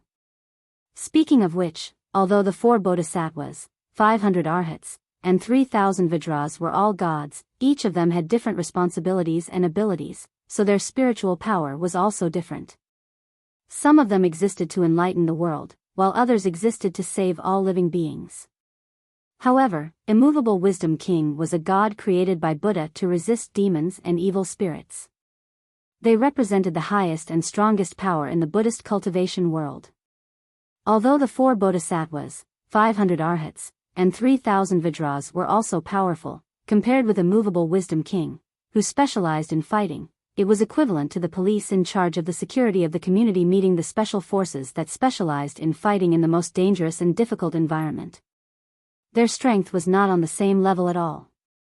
Li Yundong's Wisdom King's Fozhen remained motionless under the siege of all the gods and Buddhas. Although the great ancestors of the 3 pure ones stood on the golden stair jade platform and watched indifferently, this amazing scene still shocked everyone in the cultivation world of Zhongri. They hadn't expected that Li Yundong would be so strong that he could fight against so many gods and Buddhas by himself. There were even desperate cultivators who said in a trembling voice, "Is immovable Wisdom King going to turn against the devil? Has the decline of the Tao and the growth of the devil reached such a point?" At this time, many cultivators shouted loudly, "Buddha, do you want to watch the true Dharma of the world die out?" Their voices were like waves, and even the deafening explosions in the sky could not stop them. Seated high on the 9-tiered lotus throne, the Gautama Buddha was high up in the clouds. No one knew what kind of expression the Gautama Buddha would have when he saw his strongest general brazenly rebelling. All they saw was the Gautama Buddha remaining silent. But not long after, a distant Buddhist chant came from the distant horizon again. This time, everyone only heard a Buddha's voice, and 4 figures slowly appeared in the clouds. The leader was a man with 3 heads and 8 arms, holding various weapons in his hands, carrying flames on his back, and stepping on the Mahasvara. He was Trailokaya, the second of the 5 wisdom kings who had conquered greed, anger, obsession, and the 3 worlds. The second figure who appeared was green all over. His eyes were red, and his hair was black and red, like samadhi flames. His huge eyes were as big as bells, and his body was entwined with 2-headed snakes. He held a Vajra pestle in one hand, and his other hands were full of wish prints and karma prints. The flames around him were like moons. He was sitting cross-legged on the green lotus-colored stone throne, looking majestic. He was Junshali Wisdom King, who could subdue the 5 Een devils. Another figure was also green and black, with 6 faces, 6 arms, and 6 feet. He was sitting on the rustling stone throne with flames on his back. His 6 arms were holding halberds, bows, ropes, swords, arrows, sticks, and other weapons. He was Mahavira Wisdom King, who could subdue demons among humans. The last figure to appear was a man with 3 faces, 6 arms, and 5 angry eyes. He was covered with treasures and accessories, and his body was burning with flames like tribulation fire. He was holding a Vajra pestle, a Vajra bell, a longbow, a sharp sword, and other weapons. He was Mahavira Wisdom King, who could subdue demons among humans. As soon as the 4 wisdom kings appeared, the pressure on Li Yundong immediately doubled. Although Li Yundong was the leader of the 5 wisdom kings under Buddha and could subdue all demons, unlike the other 4 wisdom kings, who could only subdue some demons, if the other 4 wisdom kings joined forces, the outcome would be unpredictable. Everyone saw that as soon as the 4 wisdom kings appeared, the Vajra pestle in each of their hands struck at Li Yundong like thunder. At the same time, they plucked the bowstrings in their hands. Every time the bowstrings buzzed, a sharp arrow of light shot out and bombarded the Mahamudra in front of Li Yundong. Although there were only 4 of them, the sound of the bowstrings being pulled was as dense as 10,000 people pulling the bowstrings at the same time. The flying arrows falling from the sky were as dense as rain, covering the sky and the sun. The power of the Vajra pestle was so strong that it even squeezed the surrounding air to distort and deform. It was as if the world would collapse with one pestle. Li Yundong saw that the 4 wisdom kings had appeared at the same time and were attacking him without saying a word. He shouted angrily, and the wisdom king's Fazhen waved the Vajra wisdom sword and the Vajra silk rope to meet the rain of arrows and the ferocious thunder-like Vajra pestle. Everyone watched as the 5 wisdom monarchs fought in midair, causing the heavens to shake and the earth to tremble. Brilliant light shone everywhere, and the 5 figures in the sky would occasionally wrestle with each other. Sometimes, they would fly far away from each other, and then they would use all sorts of hand seals and treasures to attack each other. They were dumbfounded and dazzled. It was as if the Battle of Susanoo had turned into a child's play. As the saying goes, when the immortals fight, the mortals suffer. Many cultivators couldn't withstand the power of the 5 wisdom kings fighting in midair. They covered their chests in pain and fell to the ground. The divine power of the 5 wisdom kings was too amazing. Every time their power collided, it could almost instantly suck out the surrounding air, causing the cultivators in the field to be in extreme pain. They felt as if there was a huge rock pressing on their chests. Li Yundong was fighting against 4 people. Although he was the leader of the 5 wisdom kings, it was still extremely difficult for him. He gritted his teeth tightly, his eyes widened, the corners of his eyes cracked, and the corners of his mouth oozed blood. His spiritual energy was far higher than any of the 4 wisdom kings, but he was fighting against the 4 wisdom kings alone. It was difficult for him to fight against them with 2 fists. Zhou Qin and Zi Yuan watched the earth-shattering battle from afar. They were so nervous that their palms were full of sweat. They stared with their eyes wide open and didn't dare to say a word. They didn't even dare to breathe too loudly, for fear that they would disturb Li Yundong and distract him. But at this moment, the mystical silver fox behind Li Yundong came to her senses. Although she had been seriously injured before, her mind was still clear. She knew that Li Yundong had become enemies with all the gods and Buddhas for Su Chan, and had even resolutely broken up with Buddha Tathagata. The mystical silver fox looked at Li Yundong in shock. She couldn't believe that there was really a man in the world who was willing to give up everything for the woman he loved. The mystical silver fox stared at Li Yundong, who was fighting alone. She suddenly said in a daze, "Li Yundong, do you really want to save Su Chan so much?" This sentence immediately hit Li Yundong's softest point. His body trembled violently, and the Dharmakaya of Wisdom King sitting high in the clouds shook violently. In an instant, the golden body shattered. The countless sharp arrows and vajra of the four great Wisdom Kings suddenly shattered the Dharmakaya of immovable Wisdom King. Li Yundong roared and fell from the sky.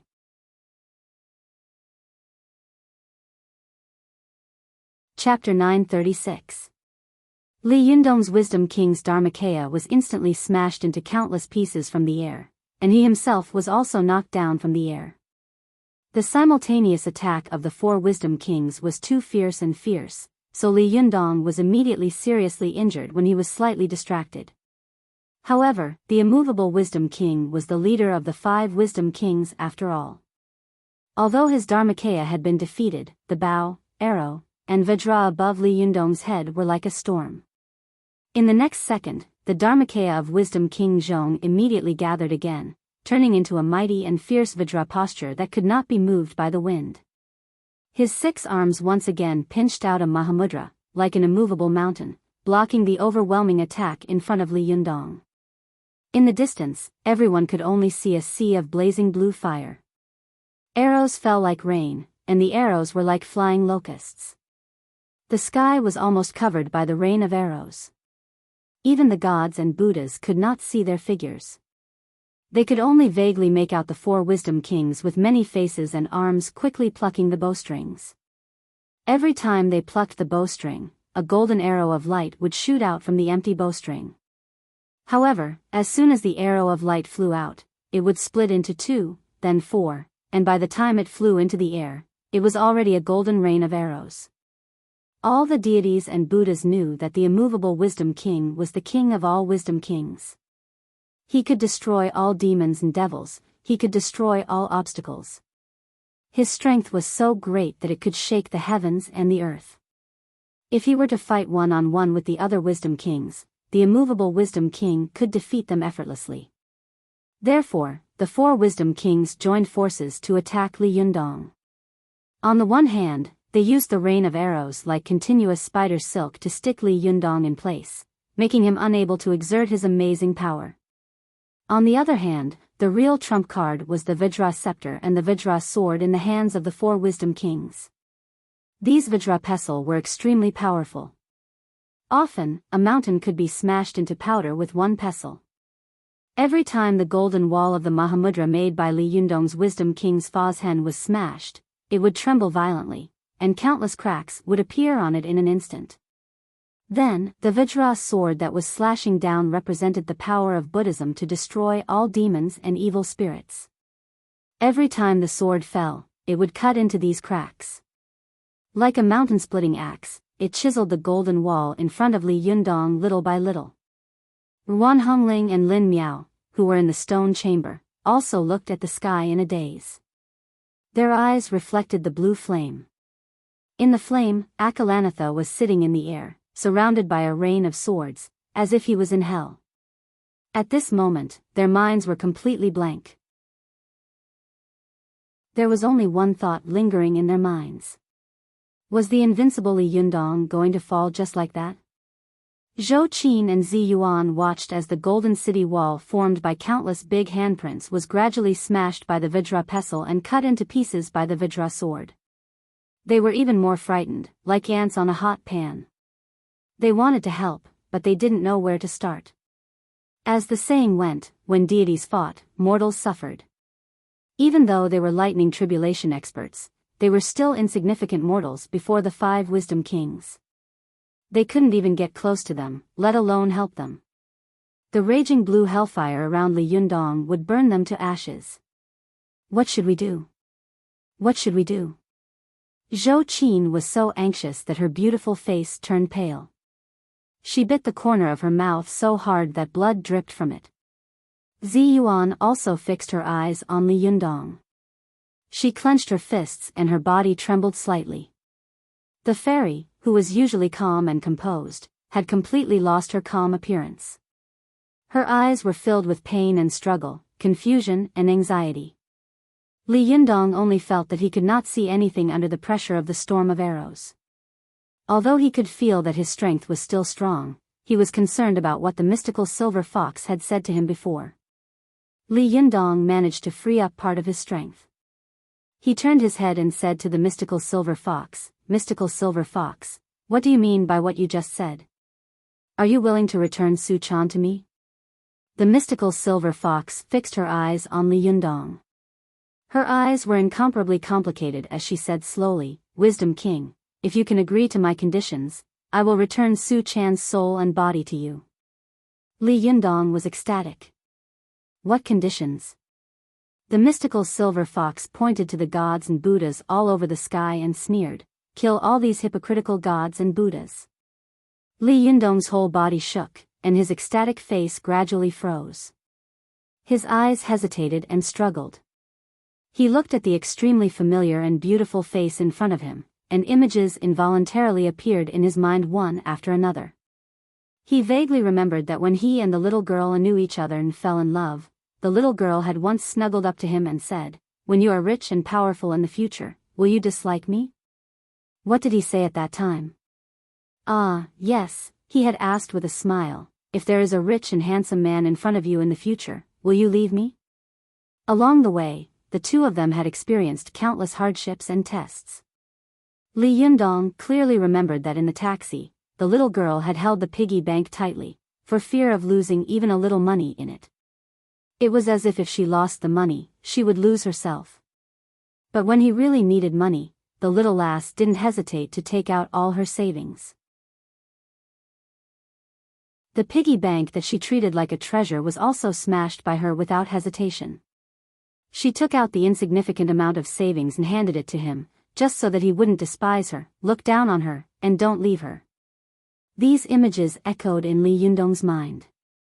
The familiar face in front of him gradually merged with the image of the little girl in his heart. A trace of tenderness gradually appeared on his face. He recalled his promise to the little girl, "No matter what you become, I will not dislike you and I will not leave you." The little girl had accompanied him all the way. She had fulfilled her promise. Now it was time for him to fulfill his promise. Li Yundong's eyes were infatuated and unreal. At this time, the figure of the mystical silver fox was no longer in his eyes. There was only the figure of the little girl standing in front of him like a dream. He murmured as if he was talking in a dream, "Yes. I won't dislike you. You didn't leave me at that time. How could I abandon you at this time? I will wait for you to come back. Channer, wait for me. It'll be fine in a moment, it'll be fine in a moment." As Li Yundong spoke, his internal organs began to run wildly. The aura in his body rose unprecedentedly, and his qi and blood began to burn like flames. Everyone saw that Li Yundong's body was also boiling with blazing blue flames. His hands slowly began to make a seal. It was the most powerful and longest seal of the mantra Mahamudra, the Amitabha Buddha seal. Li Yundong made a hand seal and recited the mantra. Every time a mantra came out of his mouth, his Wisdom King's Fa's hen became stronger and thicker. The golden Buddha wall in front of him, which had been on the verge of collapse, also became thicker and taller, towering like a golden mountain. The four Wisdom Kings, who had been suppressing Li Yundong and attacking fiercely, became more and more crazy at this time. Their attacks became more and more fierce, but the blue flames around Li Yundong's body surged up like a tide. No matter how fierce the arrows in the sky were, they couldn't extinguish the blue sea of fire that was rushing up. At this time, the people of the cultivation world of China at the foot of the mountain were also stunned. Many of them were so shocked that they couldn't help but whisper, "My God, does Li Yundong really want to go against the heaven?" They could all feel that Li Yundong was burning his own life as the price, pouring all his magical power and junqi into this heaven-defying attack. The outcome of this battle, life and death, would be decided at this moment. For a moment, the world was extremely quiet, and only the sound of the mantra Mahamudra could be heard. When Li Yundong recited the last sentence, begging for pregnancy, Shah. When he said the mantra, there was a loud bang. The Amitabha Buddha seal formed by Li Yundong's Wisdom King's Dharmakaya slapped toward the sky from the bottom up. At first, the Mahamudra was only the size of a door, but as soon as it flew out, it kept growing and becoming as big as a mountain. When it flew close to the clouds, it had already covered the sky and the sun, almost covering the figures of all the gods, Buddhas, and the patriarchs of the three pure ones. The moment the Mahamudra touched the four wisdom kings, a burst of white light that made people blind suddenly bloomed. The world was as bright as day. Even a top expert like the mystical silver fox couldn't help but turn her head and narrow her eyes. This burst of white light was extremely blazing, like a raging wave, reverberating and rolling in the air. Everyone could only hear a rumbling sound, like 100,000 thunderclaps exploding one after another, or like hundreds of millions of volcanoes erupting at the same time. Many cultivators were deafened in an instant, and their eyes were temporarily blinded by the piercing light. Some of them were even knocked to the ground, curling up into a ball, trembling, and unconscious.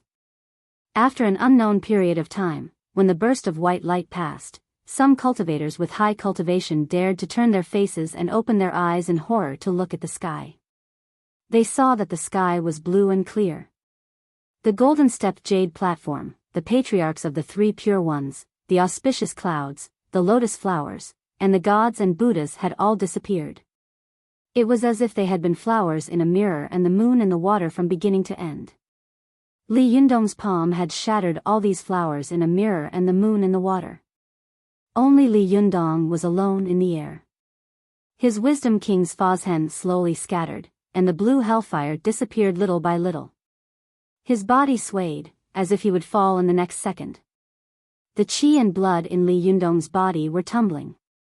He spat out a mouthful of blood and his body suddenly fell down. Zhou Qin and Zi Yuan were so shocked that they exclaimed and subconsciously wanted to go forward. But at this time, Li Yundong stopped abruptly. He wiped the blood from the corner of his mouth, forced a smile, and said weakly, "Mystical Silver Fox, it's time for you to fulfill your promise." The mystical silver fox looked at Li Yundong in shock. She hadn't expected that Li Yundong's heaven-defying palm would disperse all the gods and Buddhas in the sky. Even the patriarchs of the three pure ones, the four wisdom kings, the four great bodhisattvas, the 500 arhats, and the 3,000 Vajras were not willing to face this heaven-defying blow. Although she knew that Li Yundong was so weak that she could poke him down with one finger, as the saying goes, a tiger will not fall down. At this time, in the eyes of the mystical silver fox, Li Yundong was unprecedentedly powerful and lofty. She looked at Li Yundong with a complicated look in her eyes. After a moment of silence, she slowly said, "I can fulfill my promise, but before that, I want to know one thing." Li Yundong took a deep breath and said tiredly, "What is it?"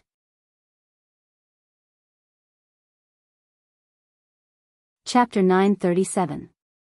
An unprecedented battle seemed to have come to an end. At this time, the cultivators of all sects in China opened their eyes wide in fear and panic. They looked at Li Yundong and the mystical silver fox in the air at a loss. At this time, their fate was in the hands of these two people. At this time, the mystical silver fox fixed her eyes on Li Yundong. She glanced at the desperate cultivators of all sects in China at the foot of the mountain, and suddenly a very cold smile appeared at the corner of her mouth. She said, "If you can kill all these people, I will return Su Chan's soul and body to you." Li Yundong's whole body shook. His fists, which had almost collapsed, clenched again in an instant. He couldn't help looking down and saw a sea of corpses and blood at the foot of the mountain. Many cultivators had fallen in a pool of blood. Although most of the familiar faces, such as Du Fei and Wei Qing, were still there, their eyes were empty at this time, like dead people. Almost all the masters and seedlings in the Chinese cultivation world were gathered here at this time. If they were all dead, the Chinese cultivation world would only exist in name. Then Li Yundong would be the historical sinner of the Chinese nation and the Chinese cultivation world, and he would always be nailed to the pillar of shame. Although Li Yundong could give everything for Su Chan, he still had reason. How could he be so crazy as to kill all these people in order to agree to the conditions of the mystical silver fox? Li Yundong fixed his eyes on the mystical silver fox. He suddenly smiled, and his smile was almost desperate. He said in a hoarse voice, "What the girl used to expect most was that I would become a hero that everyone looked up to. She had always firmly believed that I would become a hero. At that time, even I didn't believe that I would become the person she expected.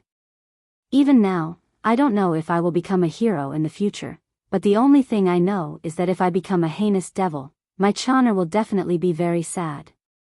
Li Yundong continued, "When I was angry, I attracted the thunder to kill young Master He. I once asked my Chana, 'Why didn't you stop me?' My Chana said, 'She knows that if she stops me, I will definitely be unhappy. She doesn't want to see me live a sad life in the future. If she attracts a heavenly tribulation because of this, then she can die with me. It's not a big deal." Li Yundong's eyes moved to the cultivators of various sects at the foot of the mountain, and the expression on his face gradually became gentle.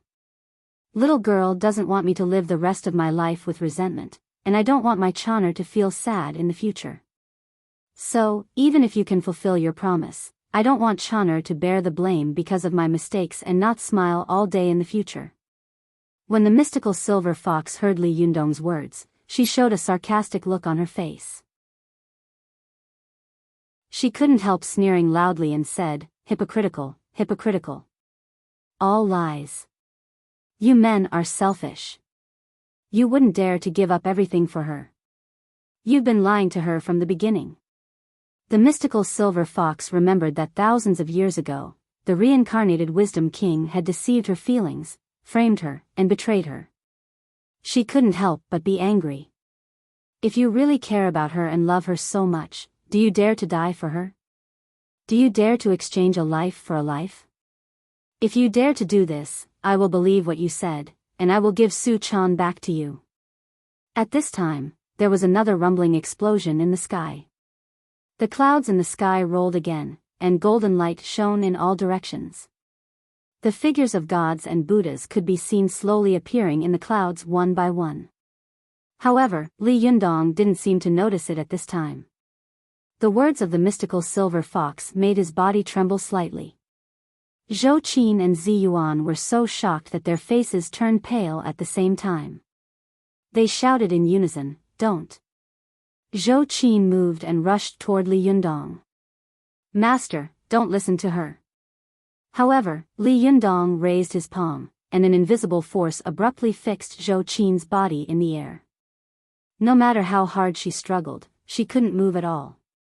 At this time, Li Yundong turned his face and looked at Zhou Qin and Zi Yuan with some regret and shame. Then he looked at Wan Hongling and Lin Miao apologetically, as well as Ding Nan, who had been standing aside like a wooden chicken. Li Yundong reluctantly withdrew his gaze from them. He said slowly, "I'll pay back what I owe you in this life in my next life. In this life, I have to pay other people's debts first. I'm sorry." Boom! As soon as Li Yundong's voice fell, the clouds in the sky split open, and countless golden lights shone on the ground. The golden-stepped jade platform, the old ancestors of the three pure ones, the auspicious clouds, the lotus flowers, and the gods and Buddhas appeared again. Li Yundong raised his head and looked at the gods and Buddhas who had appeared again after being dispelled by him. He knew that today's game would not end until he died. He looked at the mystical silver fox with despair and sadness in his eyes and said, "Mystical silver fox, you must remember what you said and keep your promise. If you go back on your word, please escape from here. You must treat my Chana well. She is greedy and likes to eat delicious food. You must give her more delicious food. Her master, you can't cook delicious food for her in the future." After that, Li Yundong used all his strength to raise his palm and hit the top of his head hard. "No!" At this moment, Zhou Qin let out an extremely shrill scream. She saw Li Yundong slap his palm on the top of her head. In an instant, countless rays of light in her body scattered in all directions. Li Yundong's Jinshin Yang spirit was smashed by himself, and in an instant, it dissipated completely and disappeared between heaven and earth. Only Li Yundong's body was slowly falling from mid-air, bit by bit. Zhou Qin's eyes turned black and her body fell back. Zi Yuan appeared on the ground in an instant and caught Li Yundong. Tears kept welling up in her eyes, but she didn't seem to notice it. Her 5 fingers quickly pointed at the vital acupoints on Li Yundong's body, and she crazily injected her Jinqi into Li Yundong's body. However, when she probed with her Jinqi, she felt that Li Yundong's body was empty, as if there was nothing left. Everything seemed to have disappeared like smoke in thin air. Zi Yuan stood there in a daze. She had channeled so much spiritual power and Jinqi that she was a little shaky. At this time, Wan Hongling hugged her while crying and said loudly, "Shiji Zi Yuan, he is dead, he is dead." Zi Yuan couldn't help but turn around and become furious. She slapped Wan Hongling in the face. Zi Yuan said with tears streaming down her face, "He won't die, he won't die." Wan Hongling burst into tears. She hugged Zi Yuan tightly and burst into tears. Zi Yuan seemed to have lost all her strength. She covered her mouth and sobbed. At this time, the mystical silver fox was also standing in the air in a daze.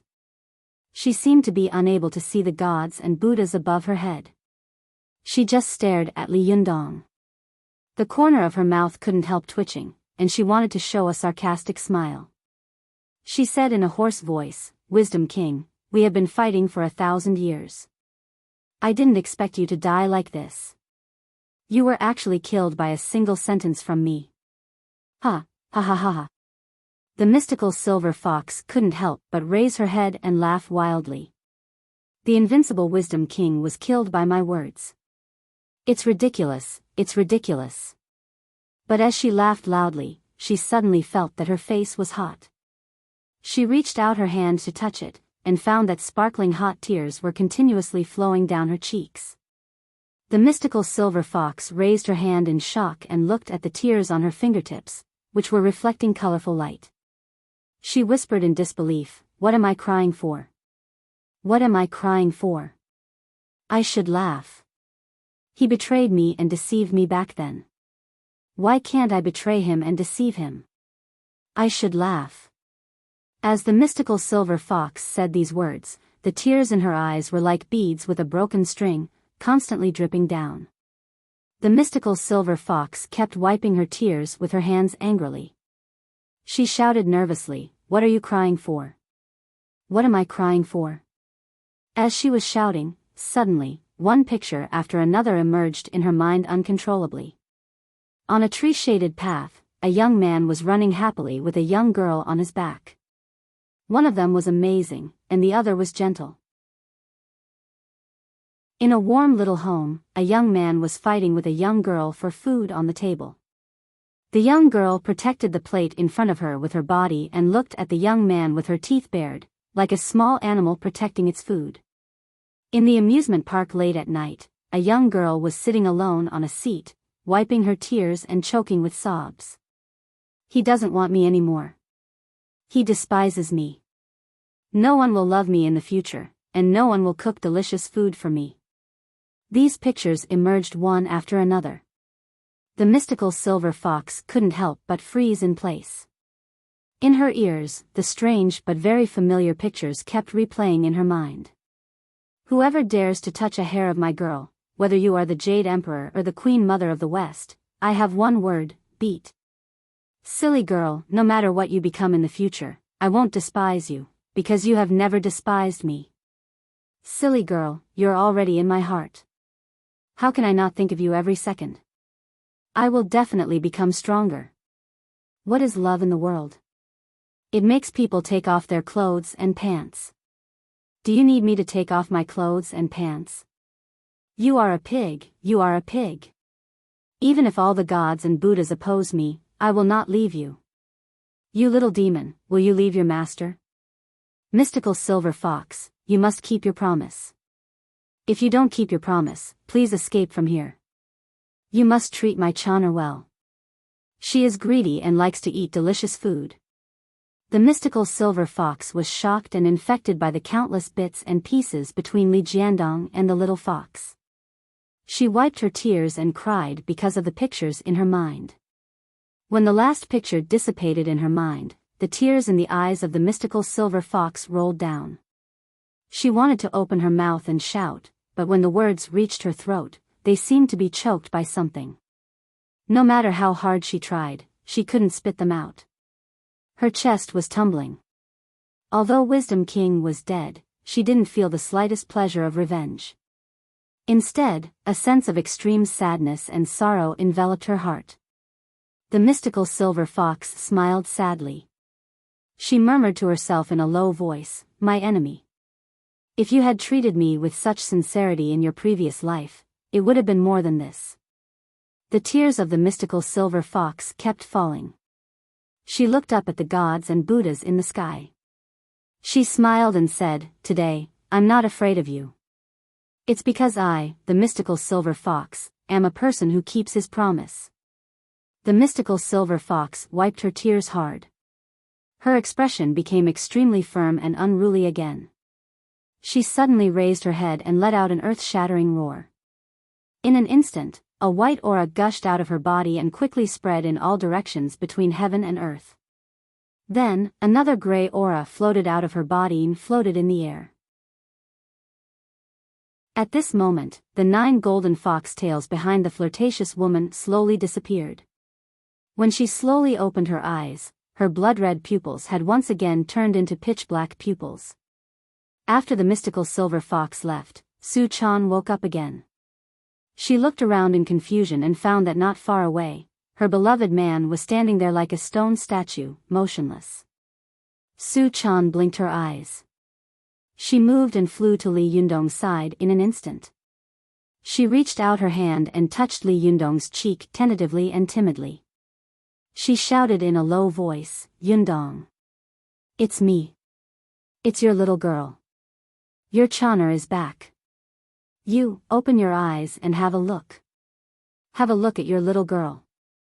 But at this time, no matter how Su Chan shouted, the invincible reincarnated Wisdom King no longer responded. The old man who had once laughed and played with the little girl did not move at all. At that moment, the world was extremely quiet. Only cries of sorrow and sorrow reverberated in the mountains, resounding in everyone's hearts. Chapter 938. Su Chan's mournful cries were like an invisible hand, squeezing the hearts of everyone. Even the cultivators of the various sects in Zhongri, who had hated Li Yundong's behavior because he had gone against the heaven, were silent at this time, and their hearts were shocked. Even the gods and Buddhas in the sky were silent at this time. After a while, the golden light in the sky sprinkled down, and the sound of Buddha's name echoed in the air. The great ancestors of the 3 pure ones first slowly returned to the cracks in the clouds along the golden-stepped jade platform, and then the gods and Buddhas in the sky disappeared one by one. The figures of Buddha Tathagata, the 4 wisdom kings, the 4 great bodhisattvas, the 500 arhats, and the 3,000 Vajras disappeared one by one. When the last figure disappeared, a figure slowly appeared in the air, surrounded by golden light. He sat cross-legged and put his palms together. Everyone looked up and vaguely saw the appearance of Purin. The man said in a clear voice in the air, "Amitba. Put down the butcher's knife and become a Buddha immediately." "Good, good." After he finished speaking, his figure flashed and disappeared into the crack in the clouds. The thick clouds in the sky twisted and rotated, and soon drifted away in all directions. After a while, they disappeared without a trace, as if they had never appeared. The sky was still blue and clear, as if it had been washed. All the cultivation sects in Zhongri looked at the sky in a daze. Many people couldn't believe that all this was over for a while. Zhang Tongtian, the leader of the Qingqing sect, let out a long sigh, turned his head and said to Zhang Huashui, "Let's go. It's time to go back." Zhang Huashui looked at Su Chan and said, but, Shixiang, the Fox Zen School.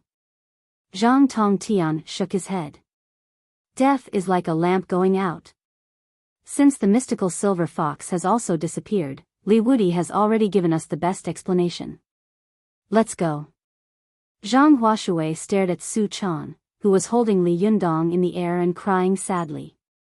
Even though he was a rough man, he couldn't help but sigh at this time. This son of a bitch is really affectionate. With a wave of his arm, he led the disciples of the Qingqing sect down the mountain. With someone taking the lead, there were soon people following. Ise Chuyun and Ise Xinguang of the Ise Shinto looked at each other. Ise Xinguang shook his head and sighed.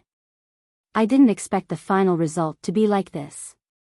Ise Chuyun looked at Li Yundong, who was already silent, with a complicated look in her eyes. She sighed softly and said, "What is love in the world? It's only love in life." Ise Chuyun raised her head and stared blankly at the sky for a while. Then she said faintly, "Xinguang-jun, let's go. It's time to go back." As soon as the two of them took the lead and left, the Japanese cultivators also cleaned up the battlefield and collected the corpses, preparing to leave. At the foot of the mountain, some of them were crying as they gathered the corpses of their friends and relatives together. Some were chanting the rebirth mantra to release the souls of the dead. All kinds of sounds were coming from the foot of the mountain. It was very noisy. On the other side, the sound seemed to have been cut off. Su Chan, Ziyuan, and the others didn't seem to be able to hear it. Especially Su Chan, tears streaming down her face. She kept calling Li Yundong's name in a low voice, as if she was eager for him to open his eyes in the next second. Ruan Hongling and Lin Miao also cried silently. As soon as Li Yundong fell down, it seemed that the whole sky had collapsed. Although the sun was shining brightly above their heads, it was as if they were in an icehouse in the harsh winter. In front of them, it was as if there was nothing but darkness and no light. Lin Miao walked to Su Chan's side and reached out to pull her sleeve, but her hand froze in the air. She said in a low voice, "Don't cry. If Master knew that you were so sad, he would be even more sad." Hearing this, Su Chan wiped the tears on her cheeks. She smiled sweetly and said with tears in her eyes, "You're right. Yundong doesn't like me crying, so I have to smile. I have to smile." She said it with a smile, but the tears in her eyes kept falling like pearls from a broken string. She wiped them away and smiled. Then she said to Li Yundong, "Yundong, you have to wake up quickly. I will be fine. I will wait for you to wake up with a smile, okay?" When Lin Miao and Wan Hongling heard this, their hearts ached even more. Lin Miao turned around, covered her mouth, and sobbed. At this time, Zhou Qin woke up faintly. As soon as she woke up, she immediately jumped up and rushed to Li Yundong's side like crazy. She stretched out her hands toward Li Yundong, but when she saw Su Chan smiling and wiping her tears in mid-air, her hands involuntarily froze in place. Zhou Qin was trembling all over.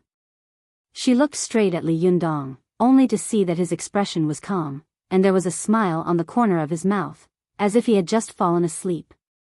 Zhou Qin only felt as if her internal organs had been torn apart, and the pain was so great that she wanted to die immediately. Zhou Qin's tears flowed down, but her eyes became redder and redder. Her eyes were full of murderous intent and fierce light. She couldn't help turning her head to look at the cultivators of the various sects who had not left yet. She panted for a while with a ferocious face, then suddenly jumped up and rushed toward them. At this time, the calmest among these people was Lin Miao. She had been by Li Yundong's side these days and had also noticed Zhou Qin's love and feelings for Li Yundong. She knew her character better, so she had been paying attention to her, for fear that she would lose control of her emotions and cause a terrible disaster.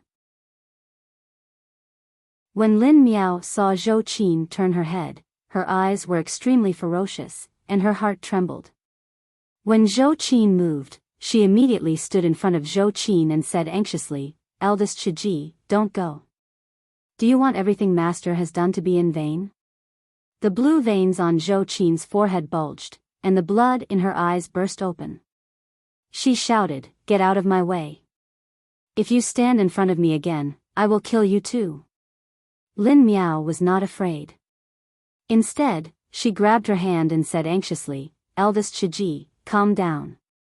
Master is so powerful. Maybe there is a way to save him. If you are so impulsive, what if he wakes up one day and finds out what you have done? What will he do then?" This sentence hit Zhou Qin's weak spot. Although she knew that Li Yundong had committed suicide, she still hoped that he could wake up in the depths of her heart. The blood in her eyes gradually disappeared, replaced by an incomparably deep sadness. She covered her face and suppressed her surging emotions. She choked and said, "His soul and yang spirit have disappeared. How can he be saved?" At this time, Ziyuan, who was also like a stone in meditation, trembled all over, and a voice suddenly sounded in her blank mind. "Once Jin Dan appears, the fate of the mortal world is set, and the first thunder is heard to see the truth. The spirit mirror is easy to break, and the immortal sword can't break the red rope." Yunhai sits and looks at old Yunhai, and talks about the wind and dust in front of the stone. Chang'e has no regrets about stealing the elixir. Why should Hong Miang envy Zhangsheng? This sentence was like a big bell, buzzing in Ziyuan's mind. At this moment, she suddenly woke up. Yes, only the first 6 sentences of the psalm that Master left me have come true. The last 2 sentences haven't come true. Chang'e has no regrets about stealing the elixir. Stealing the elixir, the elixir. If this psalm is true, doesn't it mean that Li Yundong is not completely dead and there are elixirs that can save him? Thinking of this, Ziyuan immediately became energetic, as if she had come back to her senses. She said firmly in her heart, "It must be like this. The first 6 sentences of this psalm have come true. It's impossible that the last 2 sentences won't come true. Li Yundong must not be dead yet. He can definitely be saved." Ziyuan kept repeating these words in her heart as if she was hypnotizing herself. She quickly rushed to Li Yundong's side, flipped her wrist, and took out a purple bottle she carried with her. She poured out several 9-flower jade dew pills from it and stuffed them into Li Yundong's mouth as if they were free. She moved in a hurry and her fingers trembled.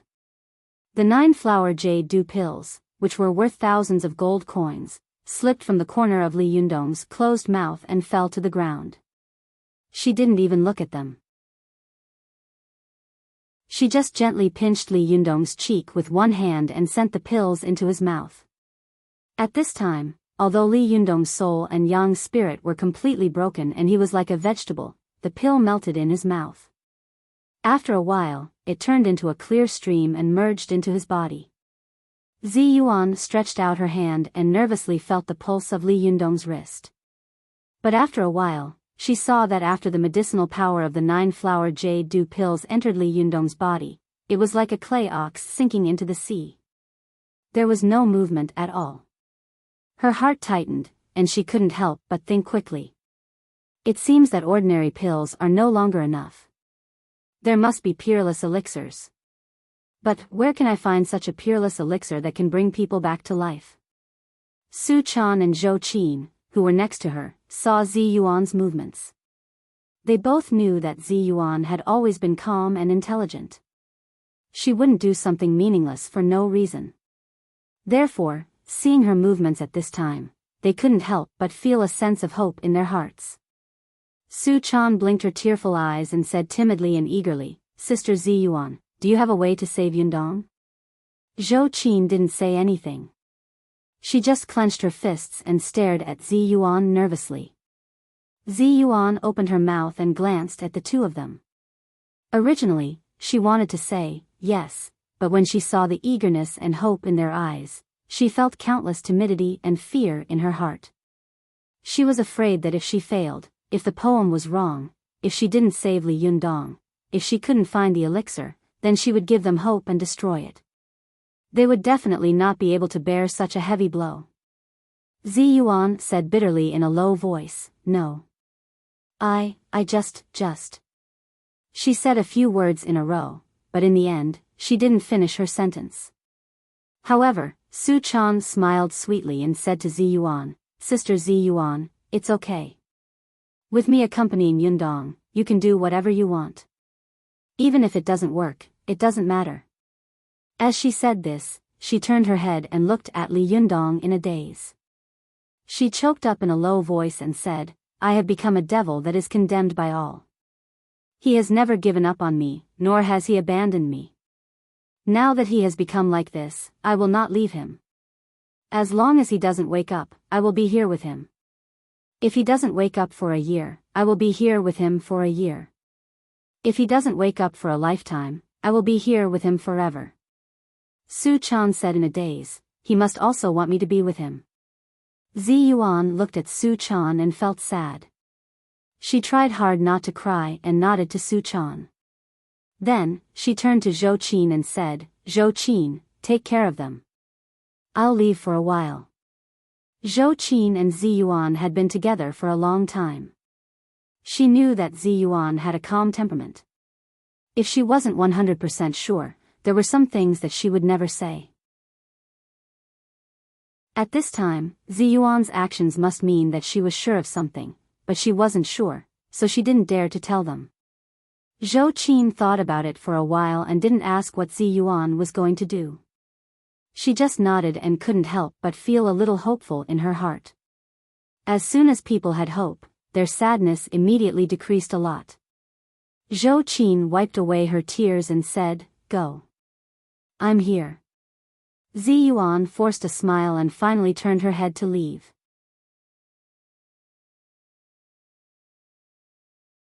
Chapter 939. An unprecedented battle had come to an end, and Mount Tianlong soon became deserted. The cultivators who had left had cleaned up the blood and corpses on the ground. Only by pulling up the ground full of fallen leaves and withered grass could one see the dark bloodstains deep under the ground. Ding Nan, who had once helped Li Yundong, stood beside him in a daze, not knowing where to go. She stared at Li Yundong, and the scenes in the school appeared in front of her eyes. For a moment, she was filled with emotion and tears welled up in her eyes. Ding Nan was crying not only because of the relationship between Li Yundong and Su Chan, but also because of her bad fate. Why wasn't she the person for whom Li Yundong would rather die? Why wasn't she the one who could stand by Li Yundong's side and take care of his affairs? Just as she was crying silently, Zhao Jing, Song Guohua, and the others from the Yin Yang sect of Mount Wuhua arrived. They were out of breath after running and came to Ding Nan's side, looking around blankly and doubtfully. Song Guohua asked curiously, "Where are they?" "Leader, where are the people of the other sects? Are they all gone?" "No way." Zhao Jing looked at Li Yundong with her eyes wide open. She soon found Lin Miao beside him and couldn't help but be overjoyed. She couldn't help rushing over and shouting in English, "Chris, Chris. I see you again." She had just run a few steps when she saw Lin Miao turn around. Her face was still covered with tears, and her eyes were full of tears. She raised her hand and blocked Zhao Jing in front of her. Her voice was choked, but it revealed a sense of firmness and determination. She said in Chinese, "There is no Chris here, only Lin Miao, only Li Yundong's disciple, Lin Miao." The ecstasy on Zhao Jing's face suddenly froze.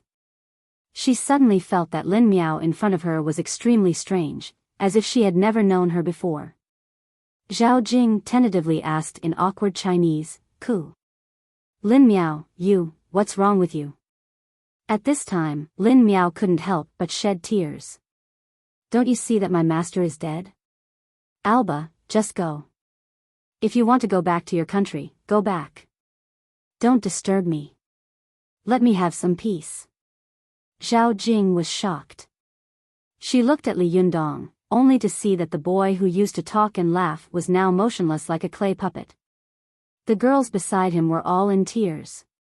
She didn't have a deep friendship with Li Yundong, so she naturally didn't have any feelings for him. Zhao Jing smiled awkwardly.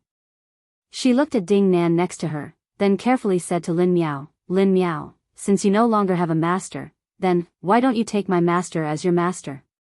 That way, we can be together. Before she could finish, Lin Miao was furious and shouted, "A teacher for a day is a father for a lifetime. Haven't you heard of this saying? Get lost, get lost." Zhao Jing was forced by Lin Miao's aura and involuntarily took 2 steps back. She said timidly, "I was just saying." "Why are you so angry?" She was about to say something when she saw Ding Nan wiping away her tears and shouting, "Zhao Jing." Zhao Jing was startled. She quickly walked over to Ding Nan and said cautiously, "Master." Ding Nan's voice was cold as she said, "Come back with me." Zhao Jing turned her head to look at Lin Miao and then at Li Yundong. She said, "But, Master." Ding Nan's voice suddenly became harsh and fierce. "If I ask you to go back, then go back. Why are you talking so much nonsense?" Zhao Jing immediately shivered and didn't dare to say anything more. She followed Ding Nan step by step. Ding Nan turned to leave, but before she left, she said to Zhou Qin, "Zhou Qin, if you need any help, tell me." Speaking of this, she seemed to be afraid that Zhou Qin would misunderstand, so she added, "I'm doing this for Li Yundong, not you." At this time, Zhou Qin was not in the mood to care about the past disputes with Ding Nan. She smiled sadly and said, "If you can save him, I will do anything you want me to do." Ding Nan's expression darkened, and she said in a low voice, "Me too." At this moment, the 2 of them couldn't help raising their heads and looking at each other. In an instant, they could feel the sorrow in each other's hearts. In this world, only enemies understood each other the best. Ding Nan and Zhou Qin were like this. They used to be friends, but then they became enemies. Only the 2 of them could best understand each other's deep feelings of loss, but they couldn't get anything out of it.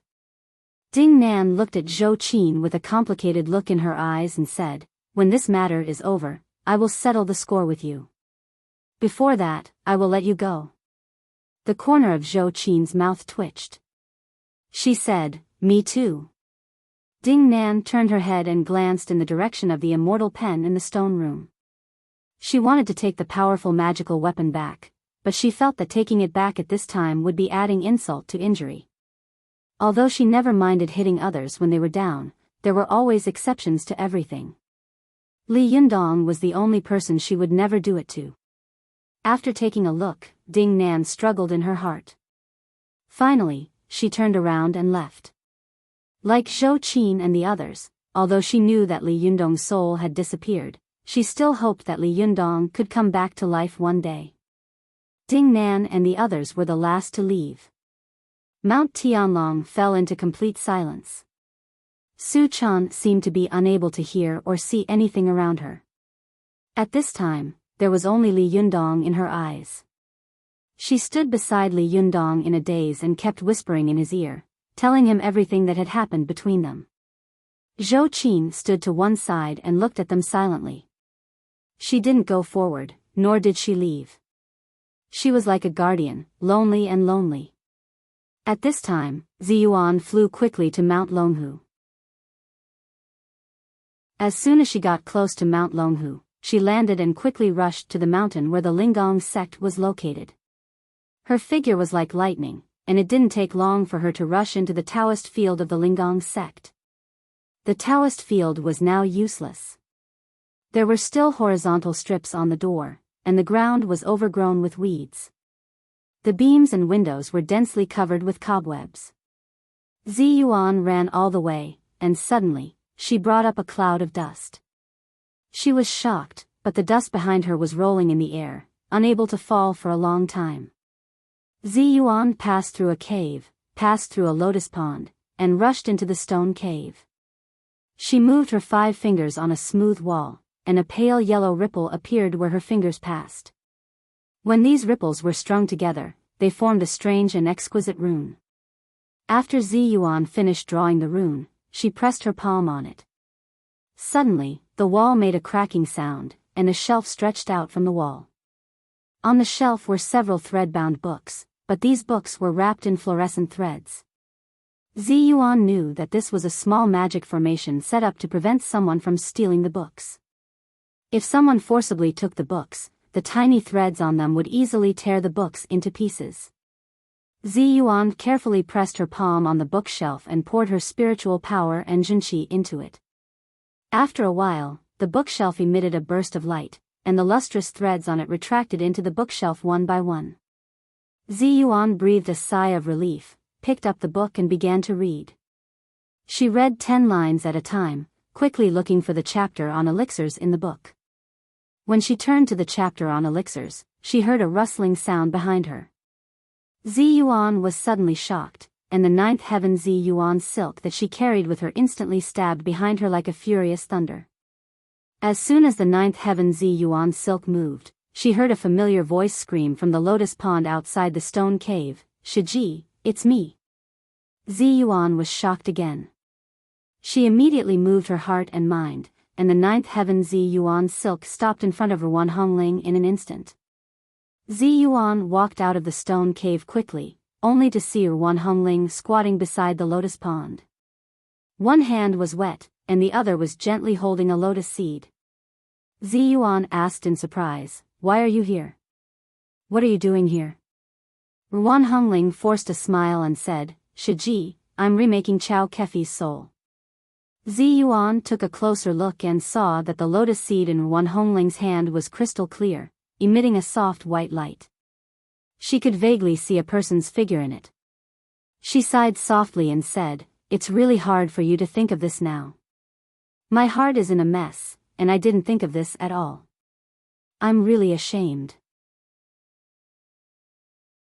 Ruan Hongling carefully placed the lotus seed in her hand on a lotus leaf and squatted by the pond, staring at it intently. It wasn't until the lotus seed slowly grew a stem that she turned around and stood up.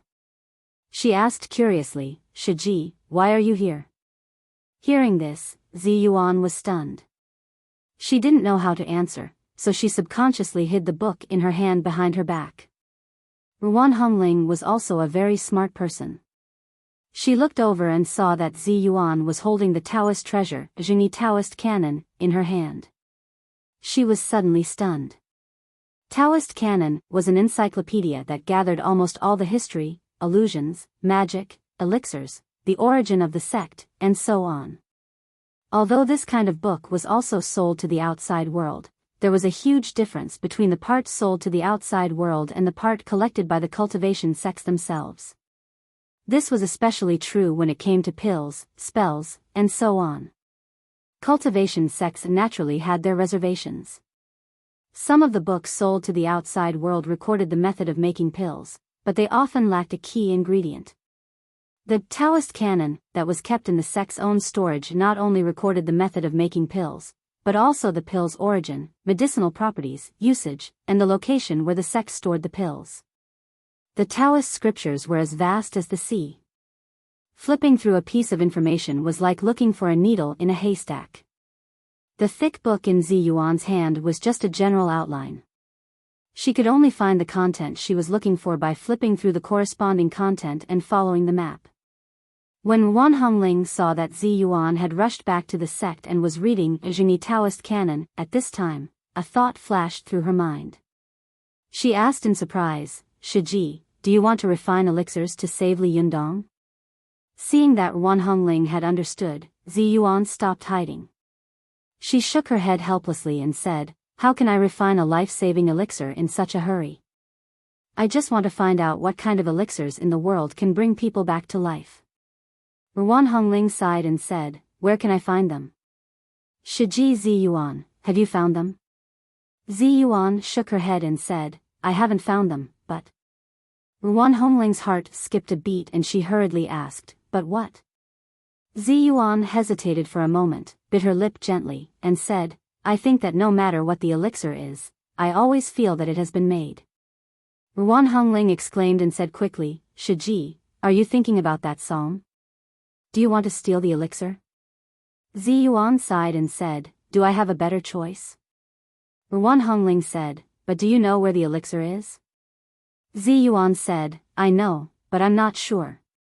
Ruan Hongling's eyes suddenly widened. "Where is it?" Ziyuan couldn't help but look up at the main peak of Mount Longhu. She said in a seemingly irrelevant manner, "I've been wondering, why did the Jingyi school suddenly want to rebuild the Sanju Formation?" Ruan Hongling blurted out, "You mean, they built the Sanju Formation to protect the elixir? What kind of elixir could make them value it so much?" Zi Yuan said softly, "No matter what it is. I have to go and have a look. But before that, I have to find out where the elixir is usually stored in the Jingyi school." Ruan Hongling was shocked. "Shiji, you know about the Sanju Formation, but you still want to go? You will die." Zi Yuan turned her face, her eyes full of sadness. "Master is gone, and if Li Yundong is also gone, then what's the point of living?" As she said this, she turned around faintly and continued to walk into the stone cave to look up the Taoist canon. Ruan Hongling stared blankly at Zi Yuan's figure. It was the first time that she had seen her Shiji admit her inner feelings in front of her. For a moment, her heart was in turmoil, and she was stunned.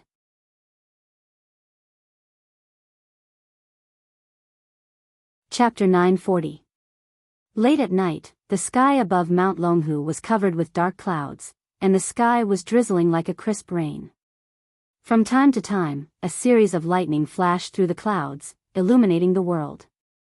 Mount Longhu was located in the darkness of this rainy night, like a silent giant. The low thunder in the sky rumbled, majestic and solemn. Zi Yuan stood at the entrance of the cave residence of the Linggong sect. She raised her head and looked at the sky, motionless, as if she was waiting for something silently. She didn't know how long she had waited like this. Suddenly, she saw a golden light flash on the main peak of Mount Longhu and go straight into the thunderclouds. Suddenly, there was a loud thunder and lightning. Seeing this, Zi Yuan's eyes suddenly narrowed, and her eyes were firm and decisive.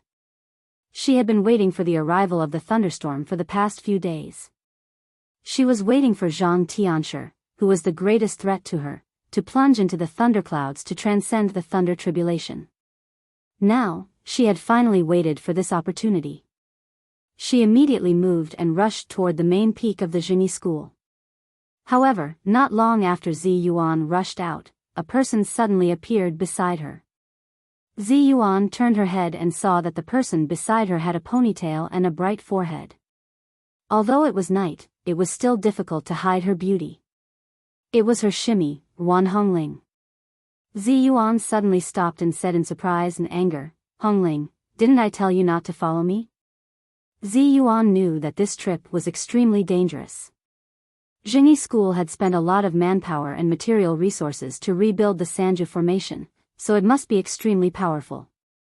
Even if Li Yundong was still alive and the mystical silver fox was still alive, if they accidentally entered the Sanju Formation, they would probably end up being annihilated.